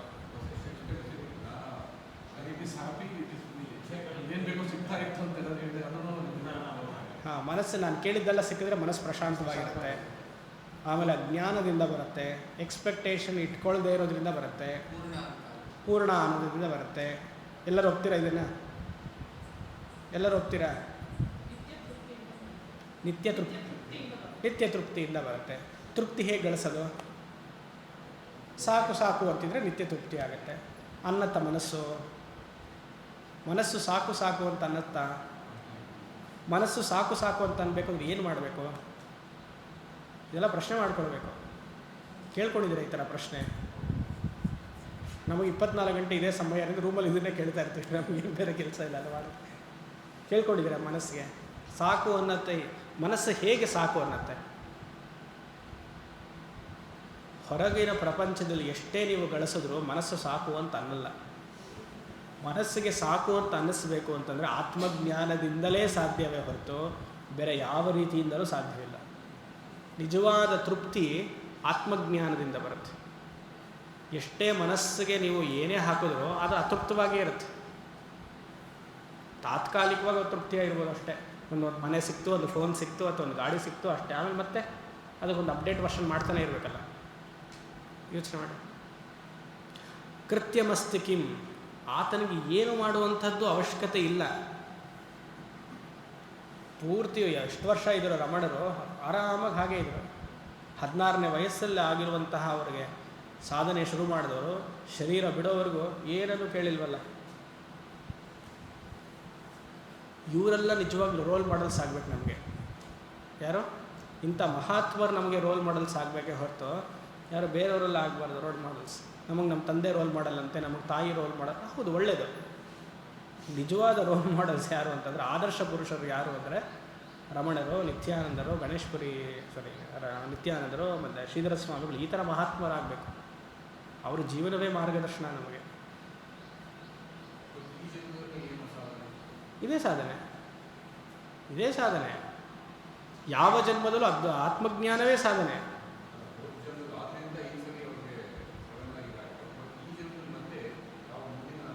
ಅವ್ರಿಗಿಲ್ಲ ಮುಂದಿನ ಜನ್ಮ. ಅವ್ರು ಗಳಿಸಾಯ್ತಲ್ಲ, ಅದೇ ಕೃತ್ಯಮಸ್ತಿ ಕಿಂ, ಅದನ್ನೇ ಹೇಳ್ತಾ ಇರೋದು. ಮೋಕ್ಷ ಗಳಿಸಿ ಆಯ್ತು ಅವರು. ಇಹೈವ ತೈರ್ಜಿತ ಸರ್ಗ. ಇಲ್ಲೇ ಅದ್ವೈತ ವೇದಾಂತವನ್ನು ಗಳಿಸ್ಬಿಟ್ರೆ ಇದೇ ಮೋಕ್ಷ. ನೀವು ಮೋಕ್ಷ ಅಂದರೆ ಎಲ್ಲೋ ಲೋಕಕ್ಕೆ ಹೋಗೋದು ಅಂತ ತಪ್ಪು ತಿಳ್ಕೊಳ್ಬಿಡಿ. ಅದೇ ಪೂರ್ವ ಮೀಮಾಂಸಕರು ಮಾಡಿದ್ದು ಶುರುವಲ್ಲಿ ಮೊದಲನೇ ಶ್ಲೋಕದಲ್ಲಿ. ಸ್ವರ್ಗಕ್ಕೆ ಹೋಗಬೇಕು ಅಂತ ಹೇಳಿದ್ರು ಅವರು, ಅದು ತಪ್ಪು ಅಂದರು ರಮಣರು. ಸ್ವರ್ಗಕ್ಕೆ ಹೋಗೋದು ಇನ್ನೊಂದು ಉನ್ನತ ಲೋಕಕ್ಕೆ ಹೋಗೋದಲ್ಲ ಮೋಕ್ಷ. ಯಾಕಂದ್ರೆ ಹೋಗಿದ ತಕ್ಷಣ ಮತ್ತೆ ಬರಬೇಕು ನೀವು. ಅದಕ್ಕೆ ನಾವು ಉದಾಹರಣೆ ಕೊಟ್ಟೆ, ನೀವು ಟ್ರಿಪ್ಗೆ ಹೋದರೆ ಮತ್ತೆ ವಾಪಸ್ ಬರ್ತೀರಿ ಅಂತ. ನಾನು ಅಖಂಡವಾಗಿ ಎಲ್ಲೆಲ್ಲೂ ಇದ್ದೀನಿ. ಇವಾಗ ಆಕಾಶ ಉದಾಹರಣೆ ಕೊಟ್ಟೆ. ಆಕಾಶ ಆತ್ಮ, ಆಕಾಶಕ್ಕೆ ಆತ್ಮವನ್ನು ಹೋಲಿಸಿದ್ವಿ. ನೀವು ಆತ್ಮ ಅಂತ ಹೇಳಿದೆ. ಇವಾಗ ಆಕಾಶಕ್ಕೆ ಸ್ವರ್ಗಕ್ಕೆ ಹೋಗಿ ಬರಬೇಕು ಅಂತ ಇನ್ನು ಆಕಾಶ ಅಲ್ಲೂ ಇಲ್ವಾ? ಆತ್ಮ ಎಲ್ಲ ಕಡೆಯಲ್ಲೂ ಇದೆಯಲ್ಲ. ನಾನು ಎಲ್ಲ ಕಡೆಯಾಗಿದ್ದೀನಿ. ಶರೀರವನ್ನು ಇಟ್ಕೊಂಡು ನಾನು ಅಲ್ಲಿಲ್ವಲ್ಲ ಅಂತ ಹೇಳಬಾರ್ದು. ಶರೀರದಲ್ಲಿ ಶರೀರದೊಳಗಡೆ ಇರುವಂತಹ ಆತ್ಮವನ್ನು, ಜೀವಾತ್ಮವನ್ನು ನೋಡಿ, ಜೀವಾತ್ಮ ಅಂತ ಹೇಗೆ ಬಂತು? ಶರೀರದ ಅವಲಂಬನೆಯಿಂದ ಜೀವಾತ್ಮ ಅಂತ ತಾನೇ ಬಂತು ಅಲ್ವಾ? ಈ ಲಿಮಿಟೇಷನಿಂದ ಅಯ್ಯೋ ನಾನು ಅಲ್ಲೇ ಹೋಗಲಿಲ್ವಲ್ಲ, ನಾನು ಅಲ್ಲಿಲ್ವಲ್ಲ ಅಂತ ಹೇಳಬಾರ್ದು. ರೂಮಾಕಾಶ ಮಹದಾಕಾಶದಿಂದ ನೋಡಿ ನಾನು ಮಹದಾಕಾಶ ಆಗಬೇಕು ಅಂತ ಅನ್ಬಾರ್ದು. ಈ ರೂಮ್ ಆಕಾಶವೇ ಇಲ್ಲ. ರೂಮ್ ಆಕಾಶ ಅನ್ನೋದೇ ತಪ್ಪು ಕಲ್ಪನೆ. ಗೊತ್ತಾಗ್ತಿದೆಯಾ? ರೂಮಲ್ಲಿ ಆಕಾಶ ಇದೆ ಅನ್ನೋದೇ ತಪ್ಪು ಕಲ್ಪನೆ. ಯಾಕಂದರೆ ಆಕಾಶದಲ್ಲಿ ರೂಮ್ ಇದೆ. ಶರೀರಕ್ಕಿಂತ ಭಿನ್ನವಾಗಿ ನನಗೆ ಆತ್ಮಾನುಭವ ಆಗಬೇಕು ಅಂತಲ್ಲ, ಆತ್ಮದಲ್ಲಿಯೇ ಶರೀರ ಇದೆ. ನೀವೊಂದು ಸಮುದ್ರ ಆತ್ಮ ಅಂತ ಭಾವನೆ ಮಾಡಿ, ಅದರಲ್ಲಿ ಒಂದು ತೇಲ್ತಾ ಇರುವಂತಹ ಒಂದು ಬಾಲ್ಸ್, ಪ್ಲಾಸ್ಟಿಕ್ ಬಾಲ್ಸ್ ಹಾಕಿ, ಆ ಪ್ಲಾಸ್ಟಿಕ್ ಬಾಲ್ಸು ಪ್ರತಿಯೊಬ್ಬರ ಶರೀರ ಅಂದ್ಕೊಳಿಪ್ಪ. ಇವಾಗ ಎಲ್ಲವೂ ಅದಲ್ಲೇ ಇದೆ. ನೀರಿನಲ್ಲಿಯೇ ಪ್ರತಿಯೊಂದು ಬಾಲ್ಸ್ ಅನ್ನುವಂತಹ ಚೆಂಡು ಅನ್ನುವಂತಹ ಶರೀರ ಆಟ ಆಡ್ತಾ ಇದೆ, ಅದ್ರ ಮೇಲೆ ತೇಲ್ತಾ ಇದೆ. ಎಲ್ಲ ಉಪಾಧಿ ಇಟ್ಕೊಂಡು ನಮ್ಮ ಜೀವನ ಎಲ್ಲ ನಡೀತಾ ಇದೆ. ಉಪಾಧಿಗಿಂತ ಭಿನ್ನವಾಗಿದೆ ಅಂತ ಶಾಸ್ತ್ರ ಹೇಳ್ತಾ ಇದೆ. ಆ ರೀತಿಯಾಗಿ ಯಾರಿಗೆ ಆತ್ಮಜ್ಞಾನ ಬಂದುಬಿಟ್ಟಿದೆಯೋ, ಸರಳ ಆತ್ಮಜ್ಞಾನ ಏನು ಕಷ್ಟ ಅಲ್ಲ. ತಪ್ಪು ತಿಳುವಳಿಕೆ, ತಪ್ಪು ಕಲ್ಪನೆ ಮನಸ್ಸಿನಲ್ಲಿರೋದ್ರಿಂದ ಇದು ದುಷ್ಟಕರ ಅನಿಸ್ತಾ ಇದೆ, ಕ್ಲಿಷ್ಟಕರ ಅಂತ ಅನಿಸ್ತಾ ಇದೆ, ಹರಸಾಹಸ ಅನಿಸ್ತಾ ಇದೆ. ಇದು ಎಷ್ಟು ಸಹಜ ಗೊತ್ತಾ? ತಪ್ಪು ತಿಳುವಳಿಕೆಯನ್ನು ಸರಿ ಮಾಡ್ಕೊಳ್ಬೇಕಷ್ಟೆ. ಎಲ್ಲಿಂದ ಸ್ವಾಮಿ ಬಂತಿದ್ದು ತಪ್ಪು ತಿಳುವಳಿಕೆ? ಅನೇಕ ಜನ್ಮ. ಯಾರು ಸ್ವಾಮಿ ಹೇಳ್ಕೊಟ್ಟಿದ್ದು? ಪ್ರೈಮರಿ ಸ್ಕೂಲಲ್ಲ, ನಿಮ್ಮ ತಂದೆ ತಾಯಿನ ಹೇಳಿ ಫಸ್ಟು. ಪ್ರೈಮರಿ ಸ್ಕೂಲಲ್ಲಿ ಯಾರು ಹೇಳ್ಕೊಟ್ರು? ನಮ್ಮ ತಂದೆ ತಾಯಿಗಳು ಫಸ್ಟ್ ಹೇಳ್ಕೊಟ್ಟಿರೋದು. ನೀನು ಹೀಗೆ, ನೀನು ಹೀಗೆ ಅಂತ ಹೇಳಿ ಸ್ಕೂಲಲ್ಲೂ ಅದರೇ ಹೇಳ್ಕೊಟ್ರು. ಅವ್ರಿಗೆ ಯಾರು ಹೇಳ್ಕೊಟ್ರು? ಅವ್ರು ತಂದೆ ತಾಯಿ. ಮತ್ತೇನಾಯಿತು? ಕಾಲದಿಂದ ಬಂದ್ಬಿಟ್ಟಿದೆ ಇದು. ಇದನ್ನು ವಿಚಾರನೇ ಮಾಡಿಲ್ಲ. ಇವತ್ತಿಗೂ ನಾವು ಯಾವ್ದಾದ್ರು ಮನೇಲಿ ಮಗು ಹುಟ್ಟಿದ್ರು ನೀನು ಹೀಗಿರಬೇಕು, ನೀನು ಹಾಗಿರಬಾರ್ದು. ಧರ್ಮದ ಚಿಂತನೆ ಬಂದಾಗ ಹೌದಪ್ಪ, ನೀನು ಸುಳ್ಳು ಹೇಳಬಾರ್ದು, ನೀನು ಒಳ್ಳೆ ಮಾರ್ಗದಲ್ಲಿರಬೇಕು, ಸರಿ. ತಂದೆ ತಾಯಿಗಳಾದಂತಹ ನೀವೆಲ್ಲ ಏನು ಮಾಡಬೇಕು? ಮಕ್ಕಳಿಗೆ ನೀನು ಶುದ್ಧ ಚೈತನ್ಯ ಕಣಯ್ಯ, ನೀನು ಅಳಬೇಡ, ಆಟ ಆಡಲಿಲ್ಲ ಅಂದರೆ ಪರವಾಗಿಲ್ಲ, ಮಾರ್ಕ್ಸ್ ತೊಗೊಳ್ಳಿಲ್ಲ ಅಂದರೆ ಪರವಾಗಿಲ್ಲ, ನೀನು ಸಂತೋಷವಾಗಿರೋದಕ್ಕೇನು ಕಲಿ ಅಂತ ಹೇಳ್ಕೊಡ್ಬೇಕು. ಧರ್ಮದ ಮಾರ್ಗದ ಜೊತೆಗೆ ಇನ್ನೊಬ್ರಿಗೆ ತೊಂದರೆ ಕೊಡಬೇಡ, ಸುಳ್ಳು ಹೇಳಬೇಡ. ಅದ್ರ ಜೊತೆಗೆ you be happy by your own self. ಇನ್ನೊಬ್ಬರು ನೋಡಿ ತಾಳ ಹಾಕಬೇಡ, ಅದನ್ನು ಮನೇಲಿ ಹೇಳ್ಕೊಡ್ಬೇಕು. ನಮಗೆ ಇನ್ನೊಬ್ರು ನೋಡಿ ಜಲಸಿ ಬಂದರೆ ಮಕ್ಕಳಿಗೂ ಇಲ್ಲಿ ಬರುತ್ತೆ. ಯಾಕಂದರೆ ಸೇಮ್ DNA ಅಲ್ವಾ? ಯೋಚನೆ ಮಾಡಿ. ಆ ರೀತಿ ಆತ್ಮಜ್ಞಾನವನ್ನು ಗಳಿಸ್ಬಿಟ್ಟೆ. ಕೃತ್ಯಮಸ್ತಿಕಿಂ ಕೇಳ್ತಾ ಇದ್ರಿ, ಏನು ಮಾಡೋಕ್ಕಿದೆ ಅವನಿಗೆ ಜೀವನದಲ್ಲಿ? ಆನಂದವಾಗಿರ್ತಾನೆ. ಸ್ವಸ್ಥಿತಿಂ ಯತಃ. ಸ್ವಸ್ಥಿತಿಂ ಯತಃ ಅಂದ್ರೇನು? ಆತ್ಮನ ತುಷ್ಟ, ಆನಂದವಾಗಿದ್ದಾನೆ. ಯತಃ ಅಂದರೆ ಪ್ರಾಪ್ತವಂತಹ ಅಂತ ಅರ್ಥ. ಪ್ರಯತ್ನಪಟ್ಟು ಆತ್ಮಜ್ಞಾನವನ್ನು ಗಳಿಸಿ, ಯತಃ ಇಸ್ಕೊಂಡು ಪ್ರಾಪ್ತವಂತಹ, ಜ್ಞಾನಿ ಆಗ್ಬಿಟ್ಟ. ಅದಕ್ಕೆ 5ನೇ ಅಧ್ಯಾಯದಲ್ಲಿ ಬರುತ್ತಲ್ಲ ಗೀತೆಯಲ್ಲಿ, ಶರೀರದಲ್ಲಿ ಆಗ್ತಿರುವಂತಹ ಏನೇ ಕ್ರಿಯೆಗಳು ನಾನು ಮಾಡ್ತಾ ಇಲ್ಲ ಅಂತಾನೆ ಕೃಷ್ಣನೂ ಮಾಡ್ತಿಲ್ಲ, ಮತ್ತು ಜ್ಞಾನಿನೂ ಹಾಗೆ ಇರ್ತಾನಂತ. ನೈವ ಕಿಂಚಿತ್ ಕರೋಮೀತಿ ಯುಕ್ತೋ ಮನ್ಯೇತ ತತ್ವವಿತ್ ಪಶ್ಯನ್ ಶೃಣ್ವನ್ ಸ್ಪೃಶನ್ ಜಿಗ್ರನ್ ಅಶ್ನನ್ ಗಚ್ಚನ್ ಸ್ವಪನ್ ಸ್ವಶನ್ ಪ್ರಲಪನ್ ವಿಸೃಜನ್ ಗೃಹನ್ ಉನ್ಮಿಷನ್ ನಿಮಿಷನ್ನಪಿ ಇಂದ್ರಿಯಾಣಿ ಇಂದ್ರಿಯಾರ್ಥೇಷು ವರ್ತಂತ ಇತಿ ಧಾರಯನ್. 5:9 ಅಥವಾ 5:7. ನೈವ ಕಿಂಚಿತ್ ಕರೋಮೀತಿ, ಜ್ಞಾನಿ ಹೇಳ್ತಾನಂತ ಈ ಮಾತು. ಆತ್ಮಜ್ಞಾನವನ್ನು ಬಂದಮೇಲೆ ಏನೋ ಶರೀರದಲ್ಲಿ ಇದ್ದುಕೊಂಡು ನಾನು ಏನು ಮಾಡ್ತಾ ಇಲ್ಲ. ನೈವ ಕಿಂಚಿತ್ ಕರೋಮೀತಿ ಯುಕ್ತೋ ಮನ್ಯೇತ ತತ್ವವಿತ್, ಆತ್ಮತತ್ವವಿತ್ ಗಳಿಸಿದ್ದೀನಿ. ಪಶ್ಯನ್, ನೋಡ್ತಿದ್ರು ನೋಡ್ತಿಲ್ಲ ಅಂತ ಹೇಳ್ತಾರಂತೆ. ಪಶ್ಯನ್ ಶೃಣ್ವನ್ ಜಿಗ್ರನ್ ಅಶ್ನನ್ ಗಚ್ಚನ್ ಸ್ವಪನ್, ಮಲ್ಕೊಳ್ಳೋದು, ನಡೆಯೋದು, ಕಣ್ ತೆಗೆಯೋದು, ಕಣ್ಬಿಡೋದು, ಉಸಿರಾಡೋದು, ಉಸಿರು ಬಿಡೋದು. ಉನ್ಮಿಷನ್ ನಿಮಿಷನ್ನಪಿ, ಉನ್ಮೇಷ ನಿಮಿಷೋತ್ಪನ್ನ ವಿಪನ್ನ ಭುವನಾವಳಿ. ಕಣ್ಣು ತೆಗೆಯೋದ್ರೆ ಕಣ್ಣು ನಿಲ್ಲಿಸೋದು ಯಾವುದು ಮಾಡ್ತಾ ಇಲ್ಲಂತೆ. ಏನು ಮತ್ತೆ ಇದೆಲ್ಲ ನಡೀತಾ ಇದೆಯಲ್ಲ? ನೈವ ಕಿಂಚಿತ್ ಕರೋಮೀತಿ ಇಂದ್ರಿಯಾಣಿ ಇಂದ್ರಿಯಾರ್ಥೇಶು. ಇಂದ್ರಿಯಗಳ ಜೊತೆ ವ್ಯವಹರಿಸ್ತಾ ಇದೆಯಪ್ಪ. ನನ್ನ ಕಣ್ಣು ನಿಮ್ಮ ಕಣ್ಣನ್ನು ನೋಡ್ತಿದೆ, ನಾನು ನೋಡ್ತಾ ಇಲ್ವಲ್ಲ. ನನ್ನ ಮೂಗು ಉಶ್ವಾಸ ನಿಶ್ವಾಸವನ್ನು ತಗೊಳ್ತಿದ್ದೆ, ನಿಮ್ಮ ಮೂಗು ತಗೊಳ್ತಿದ್ದೆ. ನನ್ನ ಮಾತು ನೀವು ಕೇಳಿಸ್ಕೊಳ್ತಿದ್ದಾರೆ, ನಿಮ್ಮ ಮಾತು ನಾನು ಕೇಳಿಸ್ಕೊಳ್ತಾ ಇದ್ದೀನಿ. ನಾನು ಮಾತಾಡ್ತಾ ಇದ್ದೀನಿ, ಶ್ರವಣ ಇಂದ್ರಿಯ ನಿಂದು, ವಾಕ್ ಇಂದ್ರಿಯ ನಂದು. ಇಂದ್ರಿಯ ಹಂಚ್ಕೊಳ್ತಿದೆ ಬಿಟ್ಟರೆ ನಾನೇನು ಮಾಡ್ತಿಲ್ವಲ್ಲ. ಹೈಟ್ಸ್ ಆಫ್ ವೇದ ಅಂತ ಇದು. ಎಲ್ಲ ಮಾಡ್ತಿದ್ದಾಗಲೂ ನಾವು ಮಾಡ್ತಿಲ್ಲ ಅಂತ ಹೇಳೋದು, ಅಂಟ್ಕೊಳ್ಳೋದು ಇರೋದು ಹೈಟ್ಸ್ ಆಫ್ ವೇದ ಅಂತ. ಗುಣಗುಣೇಶು ವರ್ತಂತೆ ಇತಿ ಮತ್ವಾನ ಸಜ್ಜತೆ. ಗುಣಗಳ ಜೊತೆ ವ್ಯವಹರಿಸ್ತಾ ಇದೆ. ಸತ್ವಗುಣಗಳು ಸತ್ವಗುಣದ ಜೊತೆ ಸತ್ವ ರಜಸ್ಸು ರಜಸ್ತಮಸ್ಸು ನಾನೇನು ಮಾಡ್ತಿಲ್ವಲ್ಲ. ಅರ್ಥ ಆಗುತ್ತೆ ಸ್ವಾಮಿ, ಆದರೆ ಅಳವಡಿಸೋದು ಕಷ್ಟ ಅಂತಂದರೆ ನೀವು ಹೇಗಿದೆ ಅಳವಡಿಸೋದು ಕಷ್ಟ ಅಂತಂದರೆ ನೀವು ಇದನ್ನು ಮಹಾಕಾಶ ಘಟಾಕಾಶವನ್ನು ಅರ್ಥ ಆಗುತ್ತೆ, ಆದರೆ ನಿಜವಾಗ್ಲೂ ಮಹಾಕಾಶ ಇಲ್ಲ ಸ್ವಾಮಿ ಅಂತ ಹೇಳಿದಾಗ ಇದು ಪ್ರಾಕ್ಟಿಕಲಾಗಿ ಗೊತ್ತಾಗ್ತಿದೆಯಲ್ಲೋ. ಏನು ಮಾಡಬೇಕು? ಆಚರಣೆಗೆ ತರಬೇಕು. ಆಚರಣೆಗೆ ಹೇಗೆ ತರೋದು? ಮನಸ್ಸು ಇದಲ್ಲೇ ಹರಿಯಕ್ಕೆ ಬಿಡಬೇಕು. ಮನಸ್ಸು ಇದಲ್ಲೇ ಹರಿಯಕ್ಕೆ ಬಿಡ್ಬೋದು, ಆದರೂ ಮನೇಲಿ ಈ ಆದರೂ ಬಂದರೆ ಕಷ್ಟ. ಇಫ್ ಬಂದರೆ ಕಷ್ಟ, ಬಟ್ ಬಂದರೆ ಕಷ್ಟ. ಇಫ್ ಬಟ್ಸ್ ಎಲ್ಲ ಬಂದರೆ ವೇದಾಂತ ವರ್ಕ್ ಆಗಲ್ಲ. Without if and but is Vedanta. If use if and but it is samsara, if you don't if and but it is moksha. ಅಷ್ಟೇ, ಇದೇ ಸಿಂಪಲ್ ಅಲ್ವಾ? ಆದರೂ ಬಂದರೆ ಸಂಸಾರ, ಪರವಾಗಿಲ್ಲ ಅಂದರೆ ಮೋಕ್ಷ.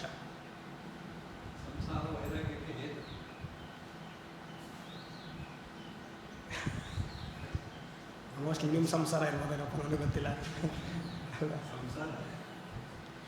ಆ ರೀತಿಯಾಗಿ ಕೃತ್ಯಮಸ್ತಿಕಿಂ ಸ್ವಸ್ತಿಕ್ತಿಂ ಯತಃ. ಇಲ್ಲಿ ತಮಿಳ್ನಾಡಲ್ಲಿದ್ದೀರಾ, ಸಂಸಾರ ಅಂದರೆ ಏನು ಗೊತ್ತಾ? ಹೆಂಡತಿ ಅಂತ ಅರ್ಥ. ಹುಷಾರ್, ನೀವು ತಮಿಳಲ್ಲೇ ಹೇಳಿದ್ರ? ತಮಿಳ್ನಾಡಲ್ಲಿದ್ದೀರಾ ನೀವು? ಸರಿ. ಸಂಸಾರ ಅಂತಂದರೆ ಫ್ಯಾಮಿಲಿ ಅಂತ ಒಂದು ಅರ್ಥ ಇದೆ ಕನ್ನಡದಲ್ಲಿ, ಕರ್ನಾಟಕದಲ್ಲಿ ಅಥವಾ ಹಲವಾರು. ತಮಿಳ್ನಾಡಲ್ಲಿ ಸಂಸಾರ ಅಂದರೆ ಹೆಂಡತಿ ಅಂತ ಅರ್ಥ. ನೀವು ಹೋಗಿ ಇಲ್ಲಿ ನನ್ನ ಸಂಸಾರ ಸರಿ ಇಲ್ಲ ಅಂತ ಯಾರಿಗಾರು ಹೇಳ್ಬಿಟ್ರೆ ತಮಿಳಲ್ಲಿ, ನಾನು ಹೆಂಡತಿ ಸರಿ ಇಲ್ಲ ಅಂತ ಅರ್ಥ. ನಾನು ಹಾಗೆ ತಪ್ಪು ಮಾಡಿಬಿಟ್ಟೆ ಇಲ್ಲಿ ಶುರುವಿನಲ್ಲಿ ಆಶ್ರಮ ಕನ್ಸ್ಟ್ರಕ್ಷನ್ ಮಾಡ್ತಿದ್ದಾಗ. ಸುಮಾರು ಸತಿ ಹೇಳಿದ್ದೀನಿ ನಾನು. ಹಿಂದ್ಗಡೆ ಒಂದು ದೇವಸ್ಥಾನ ಕಟ್ಟಿಸಿದ್ದಾಗ ಈ ಕಾಂಟ್ರಾಕ್ಟರ್ ಹತ್ರ ಮಾತಾಡ್ತಿದ್ದೆ. ವ್ಯವಹಾರಕ್ಕೂ ನಾವು ಸಂಸಾರ ಅಂತೀವಿ, ಇಲ್ಲಿ ಹಾಗಲ್ಲ. ಇದು ಏನು ಅಂದರೆ ವ್ಯವಹಾರ ಮಾಡಿ ತುಂಬ ಕಷ್ಟ ಆಯಿತು ಅಂದರೆ ಏನು ಸಂಸಾರಪ್ಪ ಅಂದ್ಕೊಳ್ತೀವಿ ನಾವೆಲ್ಲ ಕನ್ನಡದಲ್ಲಿದ್ದರೆ, ಕರ್ನಾಟಕದಲ್ಲಿ. ಅಲ್ಲವನು ಸಿವಿಲ್ ಇಂಜಿನಿಯರ್ ಕೆಲಸ ಮಾಡ್ತಿದ್ದ ಅವ್ನಿಗೆ ಹೇಳಿದೆ, ಏನಪ್ಪ ನಿನ್ನ ಸಂಸಾರ ನೀವು ಸರಿನೇ ಇಲ್ಲ ಅಂತಂದೆ. ಅವನು ಅಂದ, ನನ್ನ ಸಂಸಾರ ಸರಿ ಇಲ್ಲ ನಿಮ್ಗೆ ಹೇಗೆ ಗೊತ್ತು ಅಂತಂದ. ಆಮೇಲೆ ಯಾಕೆ ಅವ್ರು ಹೀಗೆ ಹೇಳ್ತಿದ್ದಾರೆ ಅಂತ ಅಂದ್ಕೊಂಡೆ. ಆಮೇಲೆ ಪಕ್ಕದಲ್ಲಿರೋರನ್ನ ಕೇಳಿದೆ, ಸಂಸಾರ ಅಂದರೆ ಇಲ್ಲಿ ಹೆಂಡತಿ ಅಂತ ಅರ್ಥ. ಆಮೇಲೆ ನೆಕ್ಸ್ಟ್ ಡೇ ನೋಡಿದ್ರೆ ಅವರು ಕೆಲಸ ಮಾಡ್ತಾರಲ್ಲ, ಈ ಕೂಲಿಗಾರರಲ್ಲ, ಅವರೆಲ್ಲ ಜಾತಕ ತೊಗೊಂಡು ಬಂದು ನಿಂತಿದ್ದಾರೆ. ಸ್ವಾಮೀಜಿ ಹೇಳಿದ್ರಂತೆ ನನ್ನ ಸಂಸಾರ ಸರಿ ಇಲ್ಲ ಅಂತ ಅವ್ರು ತುಂಬ ಚೆನ್ನಾಗಿ ಗೊತ್ತಿದೆಯಂತೆ. ಎಲ್ಲರೂ ರೈಲಲ್ಲಿ ನಿಂತಿದ್ರು. ಆಮೇಲೆ ಅಂದ್ಕೊಂಡೆ ಹುಷಾರಾಗಿ ಮಾತಾಡಬೇಕಿಲ್ಲಿ ಹಾಗೆ ಅಂತ. ಸೊ ಆ ಸಂಸಾರ ಅಲ್ಲ. ಈ ಸಂಸಾರ ಅಂದರೆ ಇಲ್ಲಿ ತಮಿಳ್ನಾಡಲ್ಲಿ ಮನವಿ ಅಂತ. ಮನವಿ ಅಂದರೆ ಮಡದಿ, ಹೆಂಡತಿ ಅಂತ ಅರ್ಥ. ಸರಿ. ಕೃತ್ಯವಸ್ತಿಕಿಂ ಸ್ವಸ್ಥಿತಿಂ ಯತಃ. ಅವನು ಗಳಸೇ ಆಯಿತು ಎಲ್ಲ ಅಂತ. 16ನೇದು ಓದಿದ್ವಾ? 16ನೇದು ಓದಾಯ್ತಲ್ಲ? ಹಾಂ, ಓದಿದ್ವಾ? ಓಕೆ. ಈಗ ಈ 16ನೇ ಶ್ಲೋಕದಿಂದ ಆತ್ಮಜ್ಞಾನದ ಲಕ್ಷಣವನ್ನು ಹೇಳ್ತಾರೆ ನೋಡಿ. 13ಕ್ಕೆ ಸಾಧನೆಯ ಪರಿಮಿತಿಯನ್ನು ತೋರಿಸಿದ್ರು, 14ಕ್ಕೆ ಸಾಧನೆಯನ್ನು ಉಪಯೋಗಿಸಿ ಆತ್ಮವಿಚಾರವನ್ನು ಶುರು ಮಾಡುವಂತ ಹೇಳಿದ್ರು. ಆತ್ಮವಿಚಾರ ಮಾಡಿರೋವನಿಗೆ ಯಾವ ಫಲ ಏನು ಅಂತ 15ರಲ್ಲಿ ಹೇಳಿಬಿಟ್ರು. ಫಲನೇ ಶುರುವನ್ನು ಕೊಟ್ಬಿಟ್ರು. ಹೇಗೆ ನನಗೆ ಆದಿತ್ಯ ಹೃದಯದಲ್ಲಿ ಶ್ಲೋಕ ಹೇಳಕ್ಕೊಳ್ಳೋಕ್ಕಿಂತ ಮುಂಚೆನೇ ಫಲ ಬಂದುಬಿಡುತ್ತೋ ಆ ರೀತಿಯಾಗಿ ಹೆಡ್ಲೈನ್ಸ್ ಕೊಟ್ಬಿಟ್ರು ರಮಣರು. ಆತ್ಮಜ್ಞಾನಿ ಹೇಗಿರ್ತಾನಂತೆ? ಆನಂದವಾಗಿ, ಅವನಿಗೇನು ಮಾಡೋದಿಲ್ವಂತೆ, ಜವಾಬ್ದಾರಿನೇ ಇರೋದಂತೆ. ಅರ್ಥ ಆಯ್ತಾ? ಹಾಗಿರ್ತಾನಂತೆ. ಅದು ಹುಷಾರಾಗ್ತವೆ. ಜವಾಬ್ದಾರಿನೇ ನಮ್ಮನೇಲಿ ಸುಮಾರು ಜನ ಇದ್ದಾರೆ ಸ್ವಾಮಿ ಅಂತ ಹೇಳ್ಬೇಡಿ, ಆಯಿತಾ? ಈ ಜವಾಬ್ದಾರಿ ಬೇರೆ, ಅದು ಬೇರೆ. ಕೃತ್ಯಮಸ್ತಿಕಿಂ ಸ್ವಸ್ಥಿತಿಂ ಯತಃ ಅಂಥೇಳಿ ಈಗ ಆತ್ಮಜ್ಞಾನದ ವಿಸ್ತಾರವನ್ನು ಹೇಳ್ತಿದ್ದಾರೆ. ತುಂಬ ಚೆನ್ನಾಗಿದೆ. ಹಾಂ. ದೃಶ್ಯವಾರಿತಂ ಚಿತ್ತಮಾತ್ಮನಃ ಚಿತ್ವದರ್ಶನಂ ತತ್ವದರ್ಶನ. ಎಷ್ಟು 4 ಪದ. ದೃಶ್ಯ ಅಂದರೆ ವಸ್ತು ಅಂತ ಅರ್ಥ. ವಸ್ತು ಅಂದರೆ ಆಬ್ಜೆಕ್ಟ್. ದೃಶ್ಯವಾರಿತಂ, ವಸ್ತುಗಳನ್ನೆಲ್ಲ ತಳ್ಳಿ ಹಾಕಿ. ದೃಶ್ಯವಾರಿತಂ ಭವತಿ. ಭವತಿ ಅನ್ನುವಂತಹ ಪದವನ್ನು ಸಪ್ಲೈ ಮಾಡಬೇಕು ಬ್ರ್ಯಾಕೆಟ್ಸಲ್ಲಿ. ದೃಶ್ಯವಾರಿತಂ ಭವತಿ. ಮನಸ್ಫೂರ್ತಿ ಏನಿದೆ? ವೃತ್ತಿಗಳಿದೆ. ವೃತ್ತಿಗಳಂದ್ರೆ ಏನೋ ಥಾಟ್ಸ್. ಆ ವೃತ್ತಿಗಳು ಯಾವುದ್ರ ಮೇಲೆ ಅವಲಂಬ ಆಗಿದೆ? ಒಂದು ವಸ್ತುವಿನ ಮೇಲೆ ಅವಲಂಬನೆ ಆಗಿದೆ, ಅಥವಾ ಒಂದು ವ್ಯಕ್ತಿಯ ಮೇಲೆ ಅವಲಂಬನೆ ಆಗಿದೆ, ಇಲ್ಲಾಂದರೆ ಒಂದು ಸನ್ನಿವೇಶದ ಮೇಲೆ ಆಗಿದೆ. ಇದೇ ತಾನೇ. ಈ 3 ಬಿಟ್ಟರೆ ಏನೂ ಇರೋಕ್ಕೆ ಸಾಧ್ಯವಿಲ್ವಲ್ಲ. ದೃಶ್ಯವಾರಿತಂ mind is turned away from objects, people and situation. ಚಿತ್ತಮಾತ್ಮನಃ, ಇಲ್ಲಿ ಚಿತ್ತಂ ಅಂದರೆ ಮನಸ್ಸು, ಆತ್ಮನಃ ಅಂದರೆ ಅರಿವು ಅಂತ ಅರ್ಥ, ಕಾನ್ಷಿಯಸ್ನೆಸ್. ಮನಸ್ಸಿನ ಪೂರ್ತಿ ವೃತ್ತಿಗಳಿದೆ. ಆ ವೃತ್ತಿಗಳೆಲ್ಲವೂ ವಸ್ತು ರೂಪದಲ್ಲಿ, ವ್ಯಕ್ತಿ ರೂಪದಲ್ಲಿ ಹಾಗೂ ಸನ್ನಿವೇಶ ರೂಪವಾಗಿದೆ. ಆ ವಸ್ತು, ವ್ಯಕ್ತಿ, ಸನ್ನಿವೇಶಗಳು ವೃತ್ತಿ ರೂಪದಲ್ಲಿದ್ದಾಗ ಯಾವುದು ಆ ವೃತ್ತಿಯನ್ನು ಬೆಳಗ್ತಾ ಇದೆ? ಅರಿವು ಅನ್ನೋದು ಆ ವೃತ್ತಿಗಳನ್ನೆಲ್ಲ ಬೆಳಗ್ತಾ ಇದೆ. ಚಿತ್ತಮಾತ್ಮನಃ, ಗೊತ್ತಾಗ್ತಿದೆಯಾ? ಮನಸ್ಸಿನಲ್ಲಿ ಎಲ್ಲ ವೃತ್ತಿಗಳಿದೆ. ವೃತ್ತಿಗಳು ಅಂದ್ರೇನು? ಥಾಟ್ಸ್. ಆ ಥಾಟ್ಸ್ ಹೇಗಿದೆ? ಒಂದು ವಸ್ತು ಮೇಲಿದೆ, ಮೈಕ್ ಮೇಲಿದೆ, ಪುಸ್ತಕದ ಮೇಲಿದೆ, ನಿಮ್ಮ ಕಾರು, ಮನೆ ಮೇಲೆಲ್ಲ ಇದೆ, ಇಲ್ಲ ನಿಮ್ಮ ಫ್ಯಾಮಿಲಿ ಮೇಲಿದೆ, ಇಲ್ಲ ನಿಮ್ಮ ಸ್ನೇಹಿತರ ಮೇಲಿದೆ, ಇಲ್ಲ ಒಂದು ಸನ್ನಿವೇಶ, ಚಿಕ್ಕ ವಯಸ್ಸನ್ನು ನಾನು ಹಿಂಗೆ ಮಾಡಿಬಿಟ್ನಲ್ಲ, ಇನ್ನು ಮುಂದೆ ಹೇಗೆ ಮಾಡ್ತೀನೋ ಒಂದು ಸನ್ನಿವೇಶ. ಈ ವೃತ್ತಿಗಳನ್ನೆಲ್ಲ ಬೆಳಗ್ತಾ ಇರುವಂಥದ್ದು ಯಾವುದು? ಚಿತ್ತಂ ಆತ್ಮನಃ, ಮನಸ್ಸಿನಲ್ಲಿ ವೃತ್ತಿಗಳನ್ನು ಬೆಳಗ್ತಾ ಇರೋದು ಶುದ್ಧ ಚೈತನ್ಯ. Pure consciousness is enlivening all the thoughts. ಶುದ್ಧ ಅರಿವು ಎಲ್ಲ ಇತರ ಅರಿವುಗಳನ್ನೆಲ್ಲ ಬೆಳಗ್ತಾ ಇದೆಯಂತೆ. ಚಿತ್ತದರ್ಶನಂ, ಮನಸ್ಸನ್ನು, ಈ ವೃತ್ತಿಗಳನ್ನು ನೀವು ನೋಡ್ತಾ ಇದ್ದೀರಿ ಅಂತಂದರೆ ಅರಿವನ್ನು ನೀವು ನೋಡ್ತಿದ್ದೀರಿ. ತತ್ವದರ್ಶನಂ, ಗೊತ್ತಾಗ್ತಿದೆಯಾ? ಚಿತ್ತದರ್ಶನಂ ತತ್ವದರ್ಶನಂ. ಚೈತನ್ಯಂ ಮಾತ್ರ ಅವತಿಷ್ಠತೆ, ಅಂದರೆ ನಿಜವಾಗ್ಲೂ ವೃತ್ತಿಗಳು ಬೆಳಗ್ತಾ ಇರುವಂಥದ್ದು ಯಾರು? ಚೈತನ್ಯ. ಈ ರೂಮಲ್ಲಿ ನಾವೆಲ್ಲ ಕೂತಿದ್ದೀವಿ ಇವಾಗ, ಈ ಹಾಲಲ್ಲಿ. ಎಲ್ಲರೂ ಹೊರಗಡೆ ಹೊರಟೋದ್ರು ಅಂದ್ಕೊಳ್ಳಿ. ಈ ರೂಮಲ್ಲಿ ಏನಿದೆ? ಎಲ್ಲರೂ ಹೋದ್ಮೇಲೆ ಏನಿದೆ ಈ ರೂಮಲ್ಲಿ? ಯಾರೂ ಇಲ್ಲ ಅಂತ ಹೇಳಬಾರ್ದು. ನಿಮ್ಮನ್ನೆಲ್ಲ ಕಳಿಸಿ ನಾನೊಬ್ಬ ಇದ್ದೆ ಅಂದ್ಕೊಳ್ಳಿ. ನೀವು ಯಾರೂ ಇಲ್ಲ ಅಂತ ನಾ ಹೇಳಕ್ಕೆ, ನೀವು ಯಾರೂ ಇಲ್ಲ, ಸರಿ, ನಾನೊಬ್ಬ ಇದ್ದೀನಿ, ನಾನು ಹೊರಗಡೆ ಬಂದ್ಬಿಟ್ಟೆ. ಆಮೇಲೆ ಇಲ್ಲಿ ಏನಿತ್ತು ಅಂತ ಕೇಳಿದ್ರೆ ಏನೂ ಇಲ್ಲ, ಖಾಲಿ ರೂಮು ಅಂತ ಹೇಳಬಾರ್ದು. ಆಕಾಶ ಇತ್ತು, ಸ್ಪೇಸ್ ಇಸ್ ದೇ. ಹಾಗೆ ಮನಸ್ಸನ್ನುವಂತಹ ಹಾಲಲ್ಲಿ ನೀವೆಲ್ಲ ಇರುವ ಹಾಗೆ ಅನೇಕ ವೃತ್ತಿಗಳಿದೆ. ಈ ವೃತ್ತಿಗಳನ್ನೆಲ್ಲ ತಳ್ಳಿ ಹಾಕಿಬಿಟ್ರೆ ಮನಸ್ಸು ಶೂನ್ಯಕ್ಕೆ ಹೋಗಲಿಲ್ಲ. ಮನಸ್ಸಿನಲ್ಲಿ ಏನೂ ಇಲ್ಲ ಅಂತಲ್ಲ, ಶುದ್ಧ ಚೈತನ್ಯ ಇದೆ, ಶುದ್ಧ ಚೈತನ್ಯದ ಅರಿವಿದೆ. ಶುದ್ಧ ಚೈತನ್ಯದ ಅರಿವು ನಮಗಿವಾಗ ಯಾಕೆ ಗೊತ್ತಾಗ್ತಿಲ್ಲ? ಅರಿವನ್ನು, ಶುದ್ಧ ಚೈತನ್ಯ ಅರಿವನ್ನು ಈ ವಸ್ತು, ಸನ್ನಿವೇಶ, ವ್ಯಕ್ತಿಗಳು ಮರೆಮಾಚಿಬಿಟ್ಟಿದ್ದಾರೆ. ಈ ಚಿತ್ವದರ್ಶನ ಯಾವಾಗ ಆಗುತ್ತೋ ಅದೇ ತತ್ವದರ್ಶನ. ಇಲ್ಲಿ ತತ್ವ ಅಂದರೆ ಆತ್ಮ. ಆತ್ಮದರ್ಶನ ಹೇಗಾಗತ್ತೆ? ಈ ವಸ್ತು, ವ್ಯಕ್ತಿ, ಸನ್ನಿವೇಶವನ್ನು ಯಾವ ಆತ್ಮವು ಬೆಳಗ್ತಾ ಇದೆಯೋ ಅದೇ ನಾನಾಗಿದ್ದೀನಿ ಅಂತ ತಿಳಿದಾಗ ನಿಮಗೆ ಮೋಕ್ಷ ಪ್ರಾಪ್ತಿ. ಅಂದರೆ ಮೋಕ್ಷದಲ್ಲಿಯೇ ನೀವಿದ್ದೀರಿ.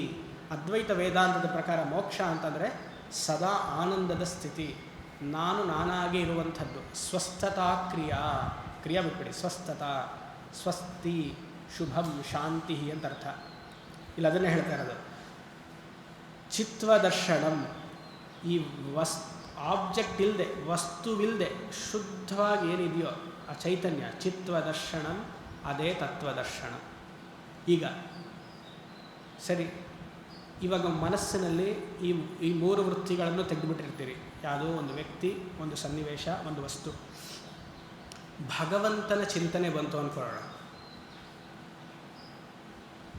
ಮೈಕ್ ವೃತ್ತಿ ತೆಗೆದುಬಿಟ್ರಿ, ಯಾವುದೋ ನಿಮ್ಮ ಸ್ನೇಹಿತರೋ ನಿಮ್ಮ ಮನೆಯವರ ವೃತ್ತಿ ತೆಗೆದುಬಿಟ್ರಿ, ಒಂದು ಸನ್ನಿವೇಶದ ವೃತ್ತಿಯೂ ತೆಗೆದುಬಿಟ್ರಿ.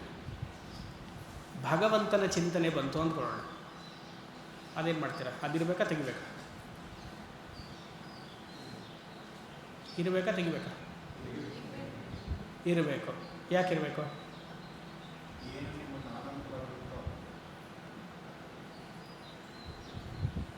ತೆಗಿಬೇಕು. ಯಾಕಂದರೆ ಅದು ಇದಂ ವೃತ್ತಿ, ಆಬ್ಜೆಕ್ಟ್. ಯಾಕಂದರೆ ನೀವು ಆ ವೃತ್ತಿಯನ್ನು ನೋಡ್ತಿದ್ದೀರಿ. ಯಾವುದನ್ನು ನೀವು ನೋಡ್ತೀರೋ ಅದು ಭಗವಂತನ ವೃತ್ತಿಯಾದ್ರೂ ಅದು ಮಿಥ್ಯ.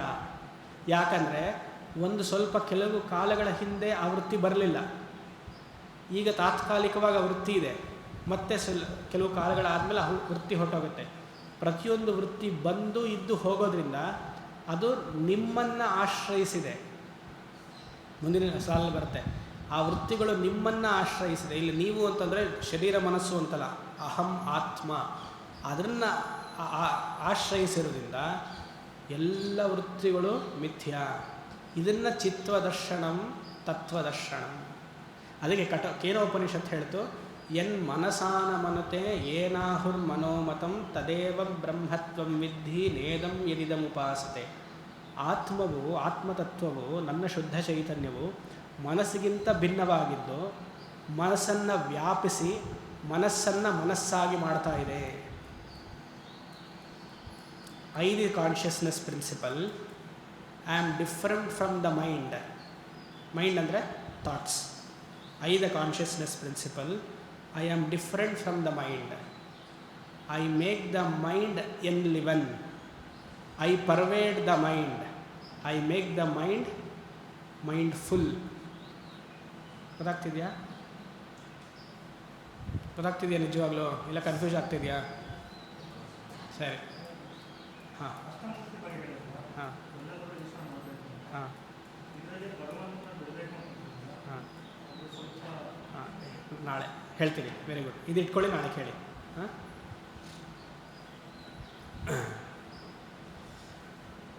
ಹಾಂ ಏನು ಹೇಳ್ತಿದ್ದೆ? ಹಾಂ, ಇವಾಗ ಒಂದು ಇಂದ್ರಿಯ ಇದೆ, ಕಣ್ಣು. ಕಣ್ಣು ಒಂದು ರೂಪವನ್ನು ನೋಡುತ್ತೆ ಅಲ್ವಾ? ದೃಶ್ಯ ಬಣ್ಣವನ್ನು ನೋಡುತ್ತೆ. ಕೇವಲ ಕಣ್ಣು ಮಾತ್ರ ನೋಡೋಕ್ಕೆ ಸಾಧ್ಯ ಇಲ್ಲ.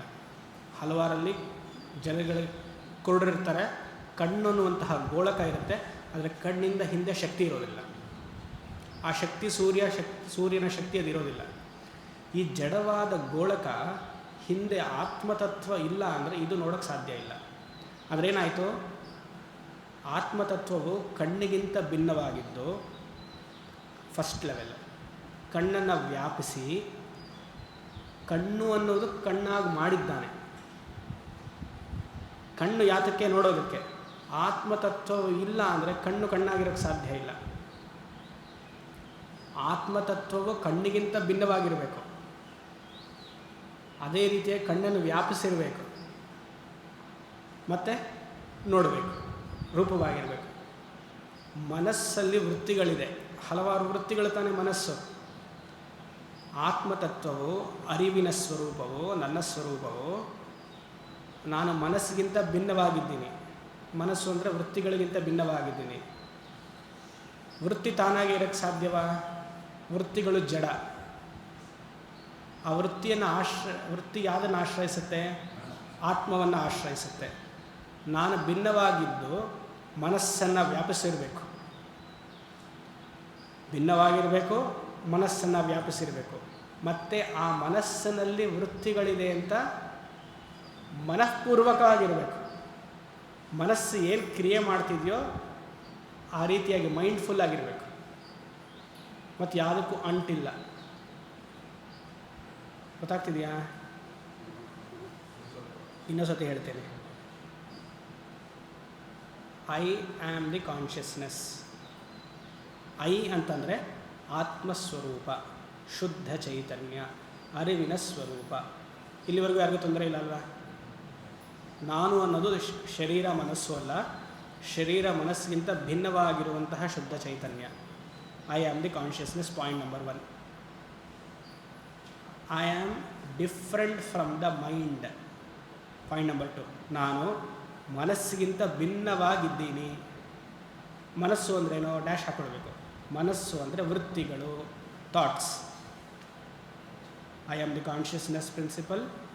I am different from the mind. ಮೂರನೇದೇನು? I pervade the mind.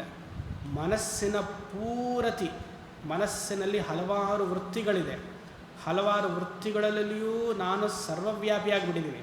ಯಾಕೆ ಅಂದರೆ ಮನಸ್ಸಿನಲ್ಲಿರುವಂತಹ ವೃತ್ತಿಗಳು ಜಡ. ಜಡ ಅಂದ್ರೇನು? ಇನ್ಸೆನ್ಷಿಯೆಂಟ್. ಅದಕ್ಕೆ ತನ್ನದೇ ಆದಂಥ ಸ್ವಾತಂತ್ರಿಕ ಶಕ್ತಿ ಇಲ್ಲ. ಮನಸ್ಸಿಗಿಂತ ಭಿನ್ನವಾಗಿರಬೇಕು, ಮನಸ್ಸನ್ನು ವ್ಯಾಪಿಸಿರಬೇಕು, ಮನಸ್ಸನ್ನು ಮನಸ್ಸಾಗಿ ಮಾಡಬೇಕು. ಕಾನ್ಷಿಯಸ್ನೆಸ್ ಅನ್ನುವಂಥದ್ದು ಮನಸ್ಸನ್ನು ಮನಸ್ಸಾಗಿ ಮಾಡಬೇಕು.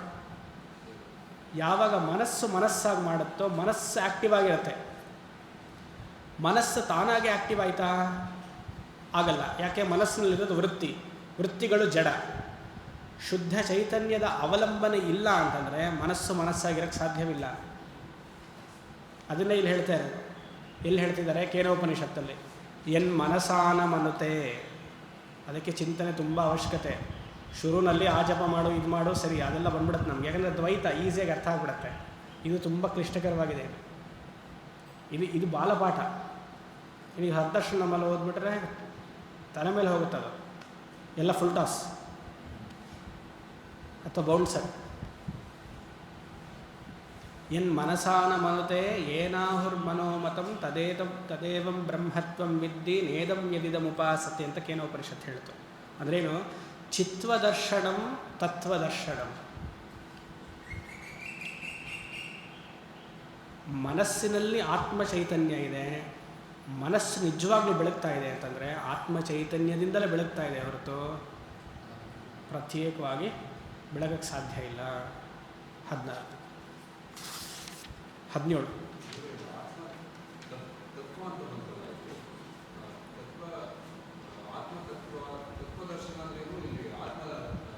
ತತ್ವ ಅಂದರೆ ಆತ್ಮದರ್ಶನ ಅಂದರೆ ತತ್ವದರ್ಶನ ಅಂದರೆ ಆತ್ಮದರ್ಶನ.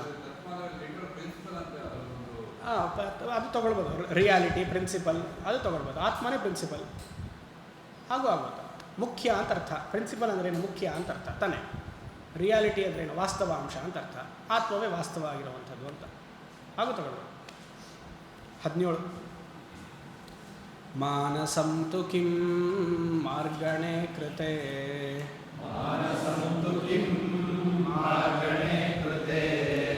ನೈವ ಮಾನಸಂ ಮಾರ್ಗ ಆರ್ಜವಾತ್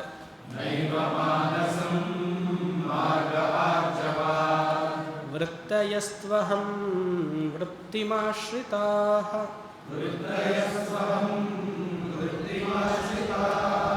ವೃತ್ತಯೋ ಮನೋ ವಿದ್ಯಹಂ ಮನಃ.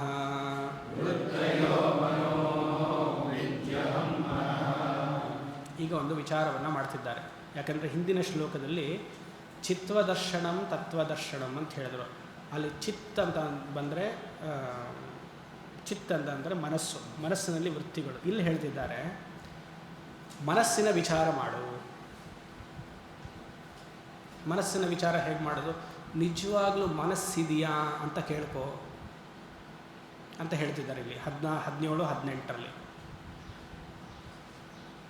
ಪ್ರಶ್ನೆ ಮಾಡ್ತಿದ್ದಾರೆ. ಮಾನಸಂತು ಕಿಂ ಅಂದರೆ ಏನೋ ಪ್ರಶ್ನೆ. ನಿಜವಾಗ್ಲೂ ಮನಸ್ಸಿದೆಯಾ? ವಿಚಾರ ಮಾಡಿದ್ದೀರಾ? ಮನಸ್ಸಿದೆಯಾ ಅಂತ ವಿಚಾರ ಮಾಡಿದ್ದೀರಾ ಯಾವತ್ತಾದರೂ? ಇದೆಯಾ ಮನಸ್ಸು? ಅಯ್ಯೋ ನನ್ನ ಮನಸ್ಸೇ ಹೀಗೆ ಅಂತ ಎಷ್ಟು ಸತಿ ತಲೆ ಹೊಡ್ಕೊಂಡಿಲ್ಲ ನಾವು ಅಲ್ವಾ? ರಮಣರು ಹೇಳ್ತಾರೆ ಮನಸ್ಸೇ ಇಲ್ಲ ಅಂತಾರೆ. ಎಲ್ಲಿವರೆಗೂ ವಿಚಾರ ಮಾಡಿಲ್ವೋ ಅಲ್ಲಿವರೆಗೂ ಮನಸ್ಸಿದೆ ಅಂತ ಅರ್ಥ. ಎಲ್ಲಿವರೆಗೂ ವಿಚಾರ ಮಾಡ್ತಿರೋ ಅವಾಗ ಗೊತ್ತಾಗುತ್ತೆ ಮನಸ್ಸು ಇಲ್ಲ ಅಂತ ಅರ್ಥ. ಮತ್ತು ಡಿಪ್ರೆಷನ್ ಕೇಸಸ್ಸೆಲ್ಲ ಏನು ಹೇಳಬೇಕಾಗುತ್ತೆ? ಮನಸ್ಸೇ ಇದೆ ಅಂತ ಅಂದ್ಕೊಂಡು ಸತ್ಯ ಅಂದ್ಕೊಂಡು ಹುಚ್ಚುಚ್ಚಾಗಿ ಆಡೋರಿಗೆಲ್ಲ ಏನು ಹೇಳಬೇಕಪ್ಪ? ರಮಣರು ಹೇಳ್ತಾರೆ ಮನಸ್ಸೇ ಇಲ್ಲ, ಎಲ್ಲಿ ಡಿಪ್ರೆಷನ್ನು? ಮನಸ್ಸು ಅಂದರೆ ಏನು ನೋಡಿ? ಈ ಪ್ರಶ್ನೆ ಮಾಡ್ಕೊಳ್ಳೋದೇ ಜೀವನ ತಳ್ಳಿಬಿಟ್ಟಿರ್ತೀವಿ. ಅದಕ್ಕೆ ಸ್ವಲ್ಪ ಈ ಕಡೆ ಈ ಮಹಾತ್ಮರ ಸಂಪರ್ಕ, ಗುರುಸಂಘ, ಆಶ್ರಮಗಳು ಇದೆಲ್ಲ ಇಟ್ಕೊಳ್ಬೇಕು. ಯಾಕಂದರೆ ಮನೇಲಿದ್ರೆ ನಿಮ್ಗೆ ಈ ಥರ ಚಿಂತನೆಯೇ ಬರಲ್ಲ. ನೀನು ಮನಸ್ಸೇ ಸರಿ ಇಲ್ಲ ಅಂದ್ಬಿಡ್ತಾರೆ ಎಲ್ಲರೂ ಮನೇಲಿದ್ರೆ ಅಲ್ವಾ? ನಾವು ಅದಕ್ಕೆ ಗಲಾಟೆ ಮಾಡಿ ನನ್ನ ಮನಸ್ಸು ಸರಿ ಇಲ್ಲ ಅಂತ ಹೇಳಿದೆ, ನಿನ್ನ ಮನಸ್ಸು ಸರಿ ಇಲ್ಲ, ಗಲಾಟೆ ಶುರು ಆಗುತ್ತೆ ಅವಾಗ. ಯೋಚನೆ ಮಾಡಿ. ಹೇಳ್ತಾರೆ ಮಾನಸಂತು ಕಿಂ. ಯಾವತ್ತಾದರೂ ವಿಚಾರ ಮಾಡಿದ್ದೀರಾ? ಮಾನಸಂತು ಕಿಂ ಇತಿ ಮಾರ್ಗಣೆ ಕೃತೆ. ಮಾರ್ಗಣೆ ಅಂದರೆ ಅನಾಲಿಸಿಸ್, ವಿಚಾರ. ಇತಿ ಮಾರ್ಗಣೆ ಕೃತೆ ಮಾನಸಂತು ಕಿಂ. ಈ ರೀತಿಯಾಗಿ ವಿಚಾರ ಮಾಡೋ ಥರ ಇದ್ದರೆ ಅದ್ವೈತ ವೇದಾಂತ ಅರ್ಥವಾಗಿಬಿಡುತ್ತೆ. ಆದರೂ ಈ ಮನಸ್ಸನ್ನು ಹ್ಯಾಂಡಲ್ ಮಾಡೋದಿದೆಯಲ್ಲ, ಎಷ್ಟೋ ಜನಕ್ಕೆ ಅದ್ವೈತ ವೇದಾಂತ ಅರ್ಥವಾಗಿಬಿಡುತ್ತೆ. ಅರ್ಥವಾದ್ಮೇಲೆ ಈ ಮನಸ್ಸಿರುತ್ತಲ್ಲ ಅದನ್ನು ಹ್ಯಾಂಡಲ್ ಮಾಡೋದು ಬಹಳ ಕಷ್ಟ. ಯಾಕಂದರೆ ಇದಕ್ಕೆ ಮನಸ್ಸಿಗೆ ಎಷ್ಟು ರಿಯಾಲಿಟಿ ಕೊಟ್ಬಿಟ್ಟಿರ್ತಾರೆ ಅಂದರೆ. ಆಮೇಲೆ ಹೇಳಿ, ಮುಂದಕ್ಕೆ ಹೇಳಿ. ಕರೆಕ್ಟ್ ನೀವು ಹೇಳಿದ ಮುಂದಕ್ಕೆ ಹೇಳಿದ್ರೆ ಅದೆಲ್ಲ ಉತ್ತರ ಸಿಗುತ್ತೆ. ಮನಯೇವ ಮನುಷ್ಯಾಣ. ಆಮೇಲೆ ಕಾರಣಂ ಬಂಧ ಮೋಕ್ಷಯೋ ಅದನ್ನು ಹೇಳಬೇಕು. ಬಂಧಾಯ ವಿಷಯಾಸಕ್ತ ನಿರ್ಮುಕ್ತೈ ಏನು ಬರುತ್ತೆ, ಮನಸ್ಸು ಏನೋ ನೀವು ಮನಸ್ಸನ್ನು ಹೇಗೆ ಇಟ್ಕೊಳ್ತೀರೋ ಆ ರೀತಿಯಾಗಿ. ಡಿಪ್ರೆಷನ್ ಕೇಸಸ್ಸಲ್ಲ ಅಂದರೆ ಏನೋ ಮನಸ್ಸಿದೆ ಅಂತ ಅರ್ಥ, ಅದು ಬಂಧ. ಮನಸ್ಸಿಲ್ಲ ಅಂದರೆ ಮೋಕ್ಷ. ಅಮೃತಬಿಂದು ಉಪನಿಷತ್ತು ಅಲ್ವಾ. ಬಂಧಾಯ ವಿಷಯಾಸಕ್ತ ಕೊನೆ ಪದ ಬರುತ್ತೆ ಇರಲಿ. ಮಾನಸಂತು ಕಿಂ ಮಾರ್ಗಣೇ ಕೃತೆ. ನೀವು ವಿಚಾರ ಮಾಡ್ತಾ ಹೋದಾಗ ನಿಮಗೊಂದು ಆಶ್ಚರ್ಯವಾದ ಒಂದು ಉತ್ತರ ಬರುತ್ತಂತೆ. ನೈವ ಮಾನಸಂ, ಮನಸ್ಸೇ ಇಲ್ಲ ಅಂತ ಬರುತ್ತಂತೆ. ನ ಏವ ಮಾನಸಂ ನೈವ ಮಾನಸಂ ಮಾರ್ಗ ಆರ್ಜವಾತ್. ಆರ್ಜವಾತ್ ಪ್ರತಿನಿತ್ಯ ಕೇಳ್ಕೊಳ್ತಾ ಇರೋ. ಆರ್ಜವಾತ್ ಅಂದರೆ ಡಿಸಿಪ್ಲಿನ್ಡಾಗಿ ವಿಚಾರವನ್ನು ಮಾಡು, ಕ್ರಮಬದ್ಧವಾಗಿ ಶಿಸ್ತುಬದ್ಧವಾಗಿ ಈ ಮನಸ್ಸು ಇದೆಯಾ ಇಲ್ವಾ ಅಂತ ವಿಚಾರ ಮಾಡು. ಮನಸ್ಸನ್ನು ಕೇಳ್ಕೊಳಕ್ಕೆ ಹೋದರೆ ಮನಸ್ಸೇ ಇಲ್ವಂತೆ. ಮನುಷ್ಯರಿಗೂ ಮನಸ್ಸಿದೆ ಸರಿ, ಪ್ರಾಣಿಗಳಿಗೆ ಮನಸ್ಸಿದೆಯಾ? ಹೇಗೆ ಗೊತ್ತು? ಅದು ಅಳತೆ ಸ್ವಾಮಿ, ಅದು ಕಿರ್ಚ್ಕೊಳ್ಳುತ್ತೆ. ನಾವು ಅಳ್ತೀವಿ, ಕಿರ್ಚ್ಕೊಳ್ತೀವಿ. ತಿಳುವಳಿಕೆ ಪ್ರಾಣಿಗಳಿಗೆ ಇಲ್ಲ. ಯಾಕೆ? ಮನಸ್ಸಿದೆ ಅಂತಲ್ಲ, ಬುದ್ಧಿಯಲ್ಲಿಲ್ಲ, ಮನಸ್ಸಿದೆ. ನಮಗೆ ಬುದ್ಧಿ ಇದೆ, ಬುದ್ಧಿ ಇರೋದ್ರಿಂದ ಅದಕ್ಕೆ ತಿಳುವಳಿಕೆ ಇಲ್ಲ, ನಮಗಿದೆ.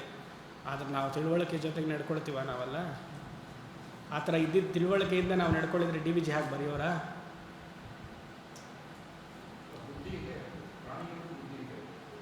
ಇದೆ, ಡೆವಲಪ್ ಆಗಿಲ್ಲ. ಮನುಷ್ಯನ ಇದಕ್ಕೆ ಡೆವಲಪ್ ಆಗಿಲ್ಲ. ರೂಡಿಮೆಂಟ್ರಿ ಲೆವೆಲಲ್ಲಿದೆ ಹೊರತು ತುಂಬ ಸ್ಕಿಲ್ಡ್ ಲೆವೆಲಲ್ಲಿಲ್ಲ. ಎಸ್, ಮನಸ್ಸಿಂದ ಏನು ಬೇಕಾದರೂ ಮಾಡ್ಬೋದು. ಏನಾದ್ರು ಹೇಳ್ತಾರಲ್ಲ, ಮನಸ್ಸಿದ್ದರೆ ಮಾರ್ಗ. 64 ವಿದ್ಯೆಗಳನ್ನೆಲ್ಲ ಕಲ್ತ್ಬಿಡ್ಬೋದು ಎಕ್ಸೆಪ್ಟ್ ಮೋಕ್ಷ ವಿದ್ಯೆ ಅಲ್ವಾ. ಎಲ್ಲ ವಿದ್ಯೆಯೂ ಹರಸಾಹಸ ಪಟ್ಟು ಕಲ್ತಾರೆ. ಈ ಸುಲಭವಾದ ಮೋಕ್ಷ ವಿದ್ಯೆಯನ್ನು ಕಲ್ತಿರಲ್ಲ ನಾವು. ನಾನು ಅದನ್ನು ಗಳಿಸ್ಬೇಕು, ಇದನ್ನು ಗಳಿಸ್ಬೇಕು, ಅಲ್ಲಿ ಹೋಗಬೇಕು, ಇಲ್ಲೋ ಸ್ಪೇಸ್ಗೆ ಹೋಗಬೇಕು, ಚಂದ್ರನೋ ಹೋಗಬೇಕು, ಮಾರ್ಸ್ಗೆ ಹೋಗಬೇಕು. ಅಪ್ಪ ಇಲ್ಲಿದ್ದು ನೀನು ಯಾರು ಅಂತ ತಿಳ್ಕೊಳ್ಳಯ್ಯ ಫಸ್ಟು. ಮುಂಡಕ ಉಪನಿಷತ್ತು ಎಲ್ಲ ಪರಾವಿದ್ಯೆ ಅಪರಾವಿದ್ಯೆ ಅಂತ ಹೇಳ್ಬಿಡ್ತದೆ. ಅದನ್ನು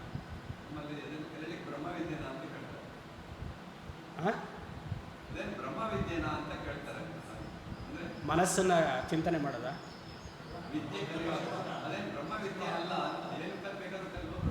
ಬ್ರಹ್ಮ ಕಲಿಯೋವರೆಗೂ ಬ್ರಹ್ಮವಿದ್ಯೆ, ಕಲಿತ ಮೇಲೆ ಕೋತಿ ವಿದ್ಯೆ ಅಂತ ಹೇಳೋದು. ಅದೆಲ್ಲ ಸಾಧಾರಣವಾದ ಮಾತಲ್ಲ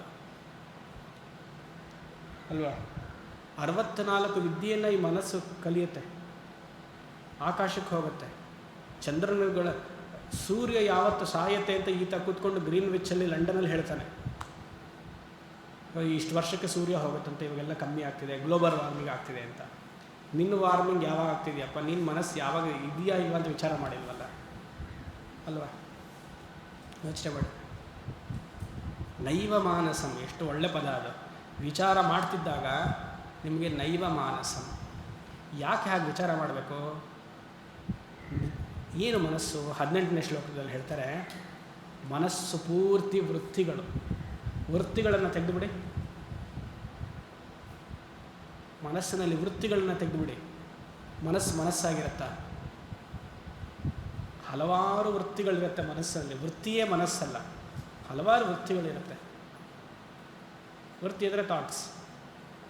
ಈ ಥಾಟ್ಸ್, ವೃತ್ತಿಗಳು 2 ರೀತಿಯಾಗಿರುತ್ತೆ ಅಂತ ರಮಣರು ಹೇಳ್ತಾರೆ. ಒಂದು ಹಿಂದಿನ ಶ್ಲೋಕದಲ್ಲಿ ಅದನ್ನು ಇಂಟ್ರೊಡ್ಯೂಸ್ ಮಾಡಿದೆ ನಿಮ್ಮ ಇದಕ್ಕೆ ಬಂದಾಗ. ಅಹಂ ವೃತ್ತಿ, ಇದಂ ವೃತ್ತಿ. ಅಹಂ ವೃತ್ತಿ, ಇದಂ ವೃತ್ತಿ. ಈ ಭಗವಂತ ನೋಡುವಂಥದ್ದು ಅಹಂ ವೃತ್ತಿನ, ಇದಂ ವೃತ್ತಿನ? ಅದಕ್ಕೆ ವೆಯ್ಟ್ ಮಾಡಿ ಅಂತಂದರೆ ಇದಂ ವೃತ್ತಿ ಸತ್ಯನ ಮಿಥ್ಯನ? ಅದು ಆಮೇಲೆ ಎಕ್ಸ್ಪ್ಲೇನ್ ಮಾಡ್ತೀನಿ ನಾಳೆ. ಇಲ್ಲಿಗೆ ಇಲ್ಲೇನು ಹೇಳ್ತಿದ್ದಾರೆ 18ನೇ ಶ್ಲೋಕದಲ್ಲಿ, 17ನೇ ಶ್ಲೋಕದಲ್ಲಿ ಮನಸ್ಸನ್ನ ವಿಚಾರ ಮಾಡು ಅಂತ ಹೇಳಿದ್ರು. ಮನಸ್ಸನ್ನು ವಿಚಾರ ಮಾಡಿದ್ರೆ ಗೊತ್ತಾಗುತ್ತೆ ನೈವ ಮಾನಸ, ಮನಸ್ಸೇ ಇಲ್ಲ. ಮತ್ತೇನು ಮನಸ್ಸು? ಕೇವಲ ವೃತ್ತಿಗಳು. ಯಾವ ವೃತ್ತಿಗಳು? ವೃತ್ತಯಸ್ತ್ವಹಂ ವೃತ್ತಿಮಾಶ್ರಿತಾ ವೃತ್ತಯೋ ಮನೋ ವಿದ್ಯಹಂ ಮನಃ. 2 ರೀತಿಯಾದ ವೃತ್ತಿ ಇದೆಯಂತೆ. ಒಂದು ಅಹಂ ವೃತ್ತಿ, ಒಂದು ಇದಂ ವೃತ್ತಿ. ಇದಂ ವೃತ್ತಿ ಅಂದರೆ ಎಲ್ಲವೂ ಇದಂ.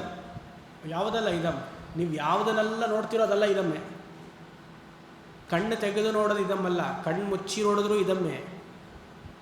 ಮನಸ್ಸಿನಲ್ಲಿ ಕಣ್ಣು ಮುಚ್ಚಿದಾಗ ಹಲವಾರು ವೃತ್ತಿಗಳು ಓಡುತ್ತೆ, ಅದೆಲ್ಲ ಇದಂ ವೃತ್ತಿ. ಯಾಕಂದರೆ ಅದು ಒಂದು ವಸ್ತು ಮೇಲೆ, ಒಂದು ವ್ಯಕ್ತಿ ಮೇಲೆ, ಒಂದು ಸನ್ನಿವೇಶದ ಮೇಲೆ ಅವಲಂಬನೆಗೊಂಡಿದೆ. ಅದೆಲ್ಲ ಇದಂ. I thought and this thought. ಇದಂ ಅಂದರೆ ದಿಸ್, ಐ ಥಾಟ್ ಅಂದರೆ ಅಹಂ, ಥಾಟ್ ಅಂದರೆ ವೃತ್ತಿ. ಗೊತ್ತಾಗ್ತಿದೆಯಾ? ಏನು ಹೇಳಿದೆ? ಸನ್ನಿವೇಶ, ವ್ಯಕ್ತಿ, ವಸ್ತು, ಇದಂ ವೃತ್ತಿ ಅಂತಂದೆ. ಭಗವಂತ ಅಂತಂದೆ. ಭಗವಂತ ಅಹಂ ವೃತ್ತಿನ ಇದಂ ವೃತ್ತಿನ? ಅಹಂ ವೃತ್ತಿ ಮೋಕ್ಷ ಕೊಡುತ್ತಾ, ಇದಂ ವೃತ್ತಿ ಮೋಕ್ಷ ಕೊಡುತ್ತಾ? ಅಹಂ ವೃತ್ತಿ. ಮತ್ತು ಇದಂ ವೃತ್ತಿನ ಇಟ್ಕೊಂಡೇನು ಮಾಡ್ತೀರಿ? ಇದಂ ವೃತ್ತಿ ಮಿಥ್ಯ. ಎಲ್ಲಿವರೆಗೂ ಬೇಕಾಗಿತ್ತು ಇದಂ ವೃತ್ತಿ? ಮನಸ್ಸಿನ ಪಕ್ವತೆವರೆಗೂ ಬೇಕಾಗಿತ್ತು. ಮನಸ್ಸು ಒಂದು ಲೆವೆಲ್ಗೆ ಪಕ್ವತೆ ಆಯಿತು ಅಂತಂದಮೇಲೆ ಇದಂ ವೃತ್ತಿಯ ಅವಶ್ಯಕತೆ ಏನಿದೆ? ವೃತ್ತಿಂ ಅಹಂ ಆಶ್ರಿತಾ. ಇದಂ ವೃತ್ತಿ ಅಹಂ ವೃತ್ತಿ ಆಶ್ರಿತಾ. ಎಲ್ಲ ಇದಂ ವೃತ್ತಿಗಳು, ಅದು ಸೆಕ್ಯುಲರ್ ವೃತ್ತಿಗಳಾಗಲಿ, ಸೆಕ್ರೆಡ್ ವೃತ್ತಿಗಳಾಗಲಿ, ದೈವ ವೃತ್ತಿಗಳಾಗಲಿ, ಅದೈವ ವೃತ್ತಿಗಳಾಗಲಿ, ಇಲ್ಲ ಸಾಧಾರಣ ವೃತ್ತಿಗಳಾಗಲಿ, ಅದೆಲ್ಲ ನನ್ನಲ್ಲಿ ಅವಲಂಬಗೊಂಡಿದೆ. ನಿದ್ದೆ ಮಾಡ್ತೀರಿಪ್ಪ, ಇಲ್ಲ ಪ್ರತಿನಿತ್ಯ ಮಾಡಿ, ಇವಾಗಲೂ ಮಾಡ್ತಿದ್ದೀರಿ, ಇಲ್ಲ ಸಂಜೆ ಪರವಾಗಿಲ್ಲ, ಸ್ವಲ್ಪ ಎಲ್ಲ ಎಚ್ಚರಗೊಂಡಿದ್ದೀರಿ. ಬೆಳಗ್ಗೆ 2 ಸೆಷನ್ ತುಂಬ ಚೆನ್ನಾಗಿ ಬಂದಿತ್ತು ನಿದ್ದೆ. ರಾತ್ರಿ ನಿದ್ದೆ ಮಾಡ್ತೀರಿಪ್ಪ ಅಲ್ವಾ? ಎಲ್ಲ ವೃತ್ತಿಗಳು ಲಯ ಆಗುತ್ತೆ, ಮನಸ್ಸಿನಲ್ಲಿ ಲೀನವಾಗುತ್ತೆ. ನಿಮ್ಮ ಶರೀರದ ಕಲ್ಪನೆಯೂ ಇರೋದಿಲ್ಲ ಅಲ್ವಾ? ಮನಸ್ಸಿನ ತೊಂದರೆಗಳು ಇರೋದಿಲ್ಲ. ಬೆಳಗ್ಗೆ ಎದ್ದಿದ ತಕ್ಷಣ ಏನಾಯಿತು? ಒಂದು ಅಹಂ ವೃತ್ತಿ ಹುಡ್ತು. ಅಹಂ ವೃತ್ತಿ ಅಂದ್ರೇನು? ಓಹ್, ನಾನು ಇದ್ದೀನಿ, 6 ಗಂಟೆಗೋ 5 ಗಂಟೆಗೆ ಅಲಾರಾಮ್ ಇಟ್ಕೊಂಡಾಗ ಗೊತ್ತಾಯಿತು ನಾನು ಇದ್ದೀನಿ ಅಂತಂದರೆ. ಇದು ಏನಿದು? ಶರೀರ. ಅವಾಗ ಅಂಟ್ಕೊಂಡ್ರೆ, ನಿದ್ದೆಲ್ಲಿ ಅಂಟಿರಲಿಲ್ಲ ಶರೀರಕ್ಕೆ ಅಲ್ವಾ? ಒಂದು ಪಕ್ಕದಲ್ಲಿ ಹಾವಿದ್ರೂ ನಿಮಗೆ ಪರಿಜ್ಞಾನ ಇಲ್ಲ. ನಿದ್ದೆಯಲ್ಲಿ, ಗಾಢ ನಿದ್ದೆಯಲ್ಲಿ, ತುಸು ನಿದ್ದೆಯಲ್ಲಿ ಅಲ್ಲ, ಗಾಢ ನಿದ್ದೆಯಲ್ಲಿ. ಬೆಳಗ್ಗೆ ಎದ್ದಿದ ತಕ್ಷಣ ಏನಾಯಿತು? ಈ ಶರೀರಕ್ಕೆ ತಕ್ಷಣ ಅಂಟ್ಕೊಂಡ್ಬಿಟ್ರಿ. ಓ, ನಾನಿಲ್ಲಿದ್ದೀನಿ, ನನ್ನ ಮುಂದೆ ಪ್ರಪಂಚ ಕಾಣಿಸ್ತಾ ಇದೆ. ಪ್ರಪಂಚ ಎಲ್ಲಿತ್ತು? ನಿದ್ದೆಯಲ್ಲಿ. ಶರೀರ ಎಲ್ಲಿತ್ತು? ನಿದ್ದೆಯಲ್ಲಿ. ಎಚ್ಚರಗೊಂಡ ಮೇಲೆ ಶರೀರದ ಚಿಂತನೆ ಬಂತು, ಎಚ್ಚರಗೊಂಡ ಮೇಲೆ ಪ್ರಪಂಚದ ಚಿಂತನೆ ಬಂತು. ಓ, ನಾನು ಶರೀರ, ಪ್ರಪಂಚ ಹಾಗೂ ಶರೀರ ಇದ್ದೀನಿ ಅಂತಂದರೆ ಇದು ಎಫೆಕ್ಟ್, ಕಾರ್ಯ ಆಯಿತು. ಮತ್ತು ಈ ಕಾರ್ಯವನ್ನು ಸೃಷ್ಟಿ ಮಾಡುವಂತಹ ಕಾರಣ ಈಶ್ವರ ಅವಾಗ ಬರ್ತಾನೆ. ಈಶ್ವರ ಎಲ್ಲಿ ಅಂತ? ನಿದ್ದೆಯಲ್ಲಿ ಎಲ್ಲಿ ಈಶ್ವರ? ನನ್ನಲ್ಲೂ ಇಲ್ಲ, ಎಲ್ಲೂ ಇಲ್ಲ. ನಿದ್ದೆಯಲ್ಲಿ ಎಲ್ಲಿ ಈಶ್ವರ? ನಿದ್ದೆಯಲ್ಲಿ ಎಲ್ಲಿ ಶರೀರ? ನಿದ್ದೆಯಲ್ಲಿ ಎಲ್ಲಿ ಸಂಬಂಧಗಳು? ಯೋಚನೆ ಮಾಡಿ. The precious family, the precious relation. ನೀವು ಪ್ರೆಷಸ್ ಅಂತ ಕಳೆದಿದ್ದೀರ, ಅದು ಯಾರು ಪ್ರೆಷಸ್ ಗೊತ್ತಿಲ್ಲ. ನೀವು ಕರ್ಕೊಳ್ಬೇಕಷ್ಟೇ ಅದು ಪ್ರೆಷಸ್ ಅದು, ಆಯಿತಾ? ಅಂದರೆ ಎಷ್ಟರ ಮಟ್ಟಿಗೆ ನಾವು ಇನ್ನೊಬ್ಬರ ಮೇಲೆ ಡಿಪೆಂಡ್ ಆಗಿರ್ತೀವಿ ಅಂದರೆ, ಒಬ್ಬರ ಹತ್ರ I have to support because he is very dependent on me, he feels very sad. ನಾನಿರಬೇಕು, ಅಯ್ಯೋ ಮೂರ್ಖ ಅನ್ಬೇಕಷ್ಟೆ. ಎಲ್ಲಿಪ್ಪ ನಿದ್ದೆಯಲ್ಲಿ? ಯೋಚನೆ ಮಾಡಿ. ಭಗವಂತನೇ ನಿದ್ದೆಯಲ್ಲಿ ಇಲ್ಲ ಅಂತಂದಮೇಲೆ ಇಂತಹ ಭಗವಂತ, ನಾವು ಅಂದ್ಕೊಂಡಿರುವಂತಹ ಸಗುಣ ರೀತಿಯ ಭಗವಂತ, ಅವನು ನಿದ್ದೆಯಲ್ಲಿ ಇಲ್ಲ ಅಂತಂದರೆ ಸ್ವಪ್ನದಲ್ಲೂ ಇಲ್ವಲ್ಲ? ಸ್ವಪ್ನದಲ್ಲಿ ಭಗವಂತ ಎಲ್ಲಿ? ಜಾಗ್ರತ ಅವಸ್ಥೆಯಲ್ಲಿ ಮಾತ್ರ ಭಗವಂತ, ಜಾಗ್ರತ ಅವಸ್ಥೆಯಲ್ಲಿ ಮಾತ್ರ ಈ ಪ್ರಪಂಚ. ಈ ಪ್ರಪಂಚ ಅಂದರೆ ನಿಮಗೆ 28 ರಾಜ್ಯದ ಪ್ರಪಂಚವೂ ಕಾಣುತ್ತೆ. ನಿಮ್ಮ ಪ್ರಪಂಚ, ನನ್ನ ಪ್ರಪಂಚ ಎಲ್ಲ ಪರಿಮಿತಿಗೊಂಡಿರೋವಂಥದ್ದು. ಒಂದು 4-5 ಜನ ಇರ್ತೀವಿ, ಅದೇ ಪ್ರಪಂಚ ಅಷ್ಟೇ, ಮುಗಿದೋಯ್ತು. ನಮ್ಮ ಮೊಬೈಲ್ ಫೋನ್ ಸೇರ್ಕೊಂಡಿದೆ. ಇವಾಗ ಮೊಬೈಲ್ ಫೋನ್ ಸೇರ್ಕೊಂಡಿದೆ, ಒಂದು ಲ್ಯಾಪ್ಟಾಪ್ ಸೇರ್ಕೊಂಡಿರ್ಬೋದು, ಮತ್ತು ಮನೇಲಿ ಸಂಬಂಧಿಕರು, ರಿಲೇಟಿವ್ಸು, ಇಷ್ಟೇ ಪ್ರಪಂಚ ಅಷ್ಟೇ. ಎಲ್ಲಿ ನಿದ್ದೆಲಿ ಇವೆಲ್ಲ? ಇದೆಲ್ಲ ಇದಂ ವೃತ್ತಿ. ಈ ಇದಂ ವೃತ್ತಿ ಯಾವ ವೃತ್ತಿ ಮೇಲೆ ಆಶ್ರಯಗೊಂಡಿದೆ? ಅಹಂ ವೃತ್ತಿಯಲ್ಲಿ. ನಾನಿಲ್ಲ ಅಂತಂದರೆ ಅಹಂಕಾರದ ನಾನಲ್ಲ. ಮನೇಲಿ ಹೇಳ್ತೀವಿ, ನಾನಿಲ್ಲ ಅಂದರೆ ನೀನು ನಡೆಯಲ್ಲ, ನಾನಲ್ಲ. ಆ ಅಹಮ್ಮನೂ ಈ ನಿಜವಾದ ಆತ್ಮ ಅಹಂ ಮೇಲೆ ಆಶ್ರಯಗೊಂಡಿದೆ. ನಿಜವಾದ ಆತ್ಮದಲ್ಲಿ ಆತ್ಮ ಇದ್ದ ಸರ್ವಕಾಲಿಕವಾಗಿದ್ದಾಗ ನಾನಿಲ್ಲ ಅಂದರೆ, ಆ ಆತ್ಮದ ನಾನಿಲ್ಲ ಅಂತಂದರೆ ಎಲ್ಲಿ ಭಗವಂತ, ಎಲ್ಲಿ ಸಂಬಂಧಗಳು? ಯೋಚನೆ ಮಾಡಿದ್ದೀರಾ? ಇಲ್ಲಿರೋದು ಮೋಕ್ಷ. ಇದನ್ನು ತಿಳಿಯೋದಕ್ಕೆ ಅದ್ವೈತ ವೇದಾಂತದಲ್ಲಿ ಮೋಕ್ಷ ಅಂತ ಹೇಳಿದ್ದೇ ಹೊರತು ಎಲ್ಲೋ ಹೋಗೋದಂತೆ ಏನೋ ಮಾಡೋದಂತಂತೆ ಆ ಕ್ಷೇತ್ರಕ್ಕೆ ಹೋಗೋದಂತೆ ಇಲ್ಲಿ ತಪಸ್ಸು ಕೂಡೋದಂತಂದ್ರೆ ಅಲ್ಲ. ತಪಸ್ಸು ಚಿಂತನೆ ಜಪ ಅಲ್ಲ, ಹಿಂದಿನ ಪೋರ್ಷನ್ಸಲ್ಲಿ ಆಗೋಯ್ತು ವೇದ ಪೂರ್ವ ಭಾಗದಲ್ಲಿ. ಇಲ್ಲಿ ಅದ್ವೈತ ವೇದಾಂತ, ಇಲ್ಲಿ ಚಿಂತನೆ ಬರದೇ ಹೀಗೆ. ನಿಮ್ಮನ್ನು ಆಶ್ರಯಿಸಿದ ಎಲ್ಲ ವೃತ್ತಿಗಳು, ಮತ್ತು ನಾವ್ಯಾಕೆ ಅಳಬೇಕು? ಆತ ಬಿಟ್ಟು ಹೋದ, ನನ್ನ ಈಕೆ ಬಿಟ್ಟು ಹೋದ್ಲು, ಇದಾಗಿಲ್ಲ ಅಂದ್ರೆ ಆಗಲ್ಲ. ವೇದಾಂತ ಕೇಳೋವರೆಗೂ ಹೌದು ನಾನು ಇಂಡಿಪೆಂಡೆಂಟ್ ಅಂತ ಅನಿಸುತ್ತೆ. ವೇದಾಂತ ಕೇಳಿ ಮನೆಗೆ ಹೋದ್ಮೇಲೆ ವೆರಿ ವೆರಿ ಡಿಪೆಂಡೆಂಟ್ ಸ್ವಾಮಿ ಅಲ್ವಾ, ವೆರಿ ವೆರಿ ಡಿಪೆಂಡೆಂಟ್. ಅದಕ್ಕೆ ಅದ್ವೈತ ವೇದಾಂತವನ್ನು ಯಾರೂ ಆಶ್ರಯಿಸೋದಿಲ್ಲ.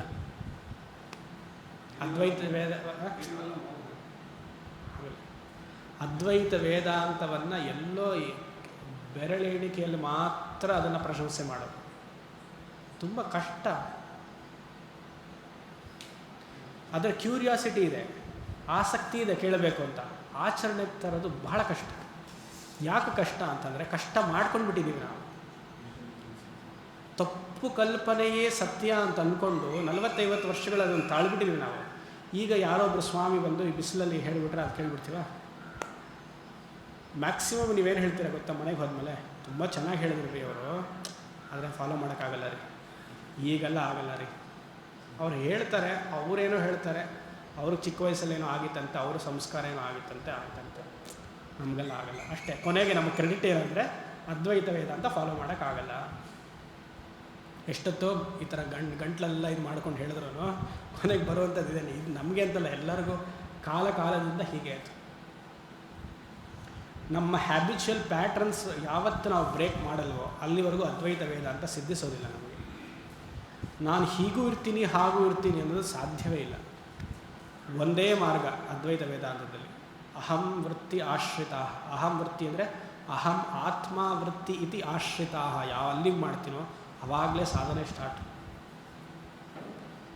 ಅದನ್ನೇ ಇಲ್ಲಿ ಹೇಳ್ತಾರೆ,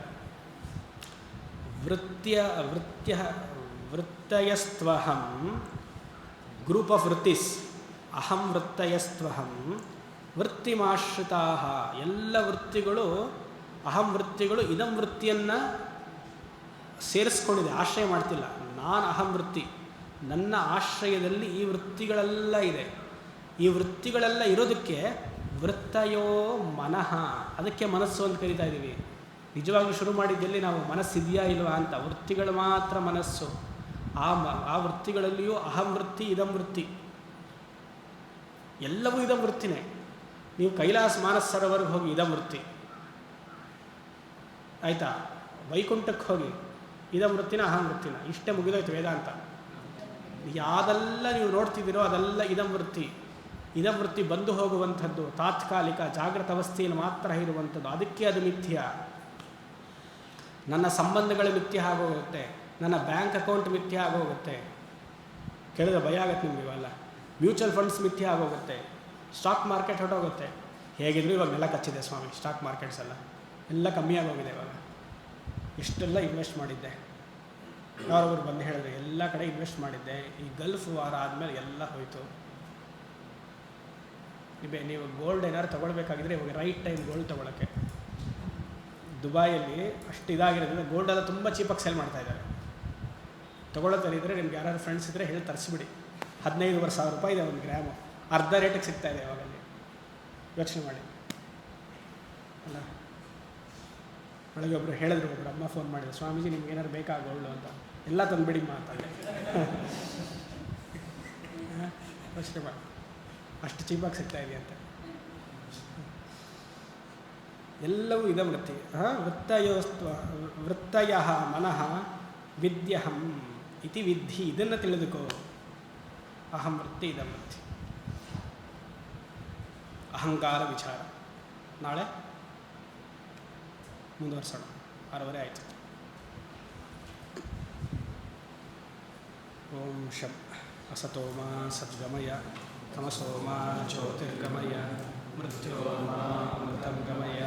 ಪೂರ್ಣಮದಃ ಪೂರ್ಣಮಿದಂ ಪೂರ್ಣಾತ್ ಪೂರ್ಣಮುದಚ್ಯತೆ ಪೂರ್ಣಸ್ಯ ಪೂರ್ಣಮಾದಾಯ ಪೂರ್ಣಮೇವಾವಶಿಷ್ಯತೆ. ಓಂ ಶಾಂತಿ ಶಾಂತಿ ಶಾಂತಿ.